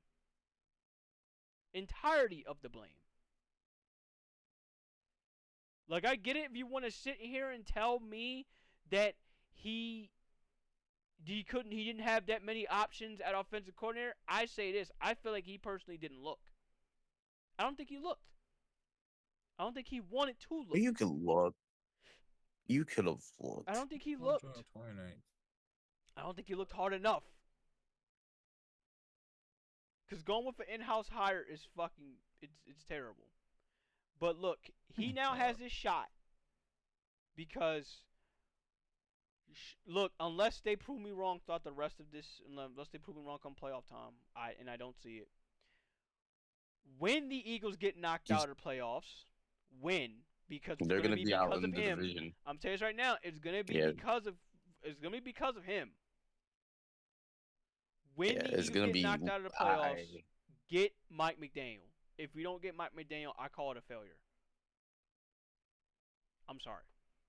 That's how I look at I it. say that they get eliminated in the divisional round. Yeah, that's what I'm thinking too. They get eliminated either in the divisional round or the conference, most likely the divisional round. And it's going to be the fucking Seahawks. Because I see it coming. I feel like it's going to be a situation where the Seahawks, I still think they're going to beat the Rams this week. But I just feel it coming where the Rams are going to take that number 2 spot. I feel like the Seahawks are going to drop a game. We just don't know who they're going to drop it to. And I'm I looking wish at I their didn't schedule know, right but here. They that- could drop it I think versus the that- Vikings. And they could drop The it versus only the way- Vikings. I think they got a bye week. They got a bye week on week 14. I'm looking at week 15. They could absolutely drop it versus the Colts unless the Colts continue to play like ass. And they could obviously they go up against the Rams again. So it's like, look, it's very likely the Seahawks are the number 3 seed, and if we have to seed them as the 3 seed, the Eagles will be cooked thanks to Kevin Patullo. The only way we win that game is because of 2000 defense. Ravens level. Yeah, that's the only way we're winning the Super Bowl is because of the defense. Right. That's the only way. The only other way. They have to play the 2000 Ravens in order to get to the Super Bowl and even win it, because I can't trust Kevin Patullo within an inch of my life to do it. Because if they somehow do this, I will like uh I just can't trust it. Like something tells me heartbreak is coming quickly, Not even or heartbreak. is it I'm gonna not be a gonna feel slow take? heartbreak. I'm not gonna feel heartbreak. I'm just gonna be feeling like this and be like, you know what? I'm happy it happened now, because I tell you what, I'd rather get eliminated in the playoffs than get eliminated in the Super Bowl. Because the Super Bowl, If it that's happens in the like Super that's Bowl, the I'll be championship. That's the true championship. If at the very least we get eliminated in the playoffs, be like, all right, fine, that's something we could live with, because we know we're probably gonna be back in the playoffs anyway. As much as I hate having to feel that way, but it's like Kevin Patullo, man, if he can't get that shit together come playoff time, he better channel his inner fucking Kellen Moore so fast in the playoffs for me to even not think about it. That's the only way I could think of for this to work with him. Other than that, I can't think of it. I'll leave it up to you guys. Y'all have the rest of the floor, and for the rest of the podcast. And I just don't trust his play calls. It's just like something tells me that he's going to do something he's going to do something really bad, and it's going to cost us the game. And I don't know when. It's just, I don't like the This was play the calls, teaser, by the way. and I wish. That was the teaser. Oh, That what just happened. And was the more teaser. people are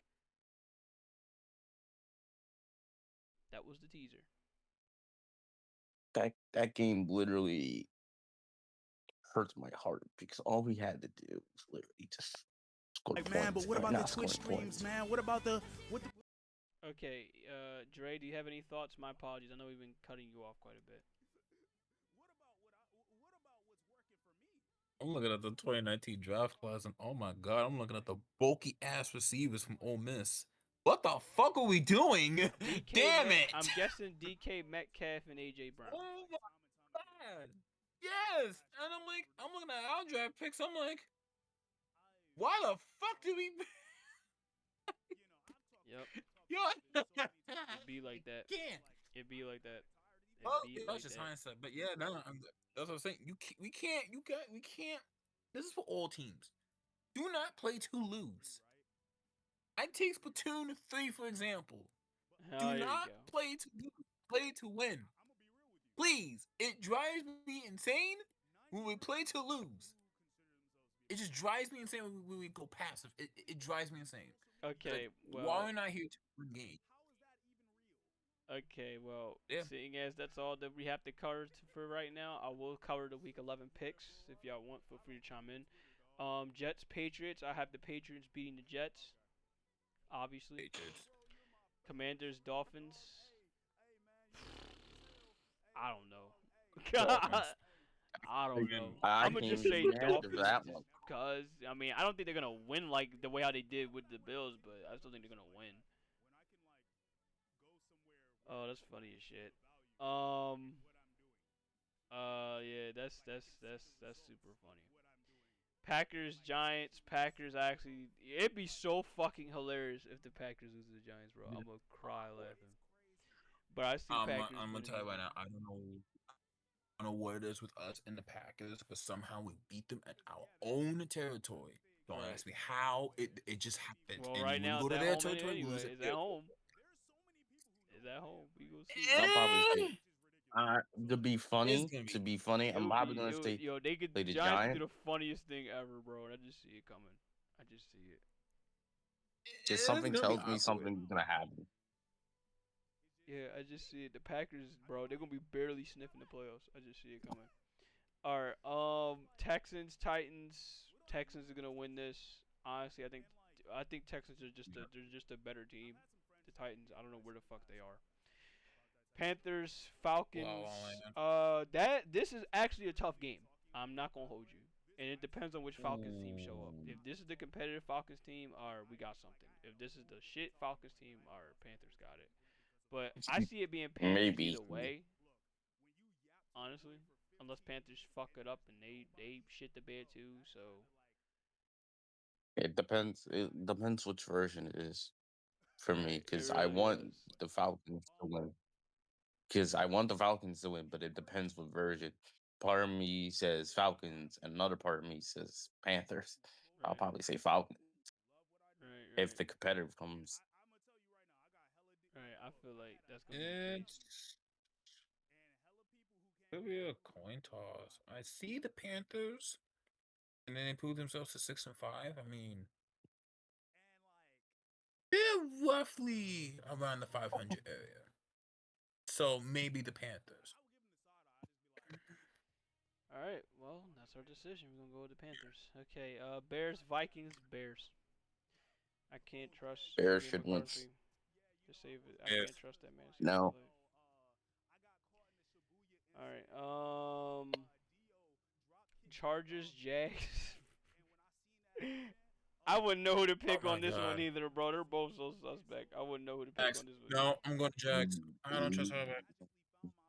Herbert throwing a damn pick Yeah. 6 against the Titans? Yeah, no. I don't trust that. So fucking Not a pick 6, but still just Yeah. a pick. But One of them is gonna choke this game. One of them is gonna choke this Mm-mm. game. I already Yeah, know it. We know. They're gonna fuck this shit up. They're gonna fuck the this Jags. shit The up. Jags win it.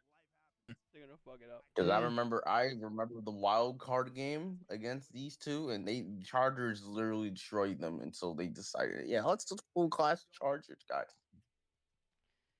Okay, we got the Bucks and Bills. This could be one of the best games throughout the week. I ain't gonna hold you. I know there's Seahawks, Rams. I know there's the Eagles and the Lions, but Bucks and Bills could be sneaky good because both of them they have their fair share of injuries, and we know good and well what the Bills are. So with that, they're damn near pretty evenly matched. Damn near evenly matched. And that's why I say this could be a good one for a 1 o'clock game. For this one, I'm actually gonna take the Bucks to win this game. Because I think they just have a bit more better than the Bills. Unless Josh Allen and James Cook decide to actually show the fuck up, then okay. Then that's something to talk about. I guess that defense. Yeah, James I Cook is feel not like gonna the be able to Bucks just got the better that defense, personally for me. Yeah, the Bucks got it for me. In the defense, I gotta have him sit. I don't see him getting a good 20 points against that defense because this is literally like the Chiefs game with that type of defense. They stopped James Cook from running the football. Right. So they'll align Josh Allen to throw the freaking ball out. All right, Bills. Oh, Sorry, Bucks. Bills. Oh my bad, I said Bills. Bengals, Steelers. I don't know if anyone gives a fuck about this, but I Bengals. don't. Yeah, no. yeah, Probably anyone cares. But if I had to pick, Bengals, probably. Out. if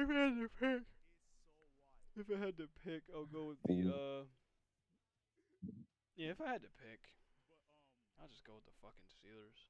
But then again, I don't know. Bengals. I'm going with Bengals. Yep. Yeah, I don't like that Steelers secondary. That is hot garbage. Yep. We'll see what happens. They're not able to blitz. They're not even get to the quarterback. So I'm like, that's Joe Flacco, Jamar Chase, T. Higgins. Oh, that's a recipe for disaster for the Steelers. Yep, and the classic chiseled Adonis rant is gonna come when they lose again. Yep, we just. They just faced them before too, and I'm like, yo, they can't stop nobody. It be like that. Can't stop nobody. It be like that. All right. Oh my goodness.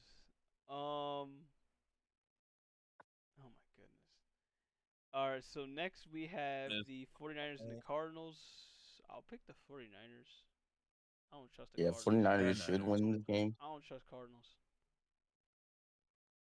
And we already kind of did the bet against the Seahawks and the Rams. Yeah, I don't know, bro. I don't trust the Cardinals. I have a bad history with the Cardinals. That's why I don't trust him. Yeah, the Cardinals has his hated coach, Mr. Gannon. He does not like Not even that just coach. that. He's part of the reason. Not even just that. Why my shit so low? What is another reason, if you don't mind me asking? Because, sorry, I turned it up way too loud. The reason why I don't trust them is because of the simple fact that they're a very inconsistent ass team. They're very on and off. They've been like this all year. That's why I don't trust them. Pretty much. Well, yeah, I can see that. All right. Game of the week. Well, we already said this. Seahawks Rams. We already made our pick. I said Seahawks gonna win. Y'all said Rams. Chiefs Broncos. Or in this case, because my man Doug Bosley, if he was here, he'll kill me. Chiefs Donkeys, because he wants me to call them the Donkeys. Queefs Donkeys for both of them. That's what he said. The That's what he was Broncos saying. are such. He's a Raiders fan. flawed team. Yeah, I'm not surprised. Yep, he's a Raiders fan. If I had to pick, No, the Buck. I'm gonna go ahead and go with a stunner. I think Broncos are gonna win this game. I don't trust the Broncos game. I No, really no, don't. I'm probably gonna choose I'm gonna Chiefs, be man. real as Yeah. I can be with the Broncos. They should not be 8-2 right now. Yeah, I'm gonna say this in terms of saltiness for both of us. They should be at least 6-4.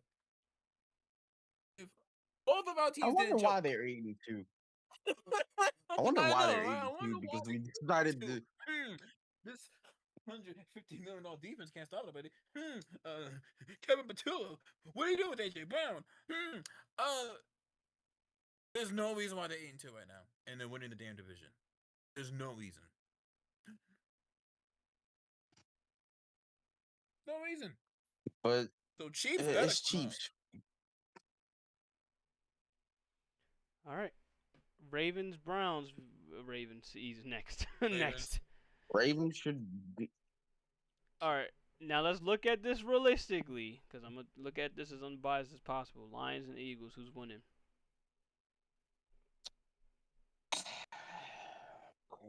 Knowing how the offense is. Unbiased wise, if the Eagles showed up the way how they did versus the Packers, I know it's a week-to-week league, but if they show up the way how they did, this is easily gonna go to the Lions. Now I know the Lions have had their games where they be on some bullshit too, but I think this is a time where it's like,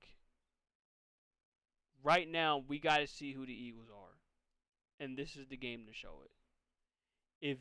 If that offense comes out looking like fresh hot ass, it's Lions pinpoint. Now, No, despite it's gonna that, be a very close despite game. that, if that Eagles defense show up the way how they have, and if they continue to play defense the way that they have, the Lions could be in some shit, even with the running back group that they got.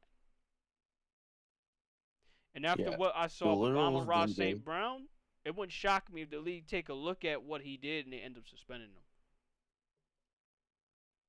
I'm serious. Wait, what did St. Brown do? What did St. Brown do? Let me go ahead and see if I can find it.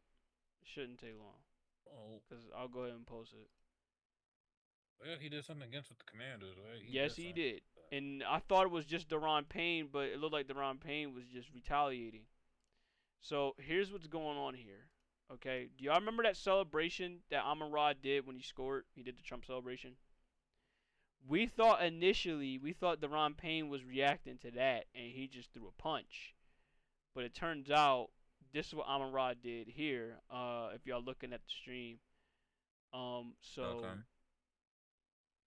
here's Amon-Ra right here. Here's where my cursor is, number 14. I believe that's him. This is what he did. He pushes Daron Payne. And then he punches him right in the face. And the ref is right there. The ref is right there. Witnesses the punch happen. And does not do anything. Doesn't even throw a flag at him.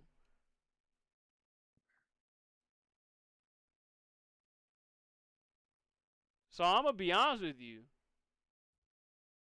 Daron Payne's justified in and wanting to swing back. The only thing is, though, that I laugh so hard when it goes to these NFL players. Why are you swinging at players' heads? Why are you swinging at a hard-ass helmet? You know your hand gonna hurt. That's what makes me laugh. Y'all swinging at a hard-ass helmet. But at the same time, I'm going to say this right now. Amon-Ra should actually be suspended. I ain't going to hold you. Because if y'all let this slide, it's a bad look for the league. It's already a bad look as it is with certain players y'all let slide. Amon-Ra would definitely be up there. So, show it again. He straight slugged this dude, bro. I'm telling you.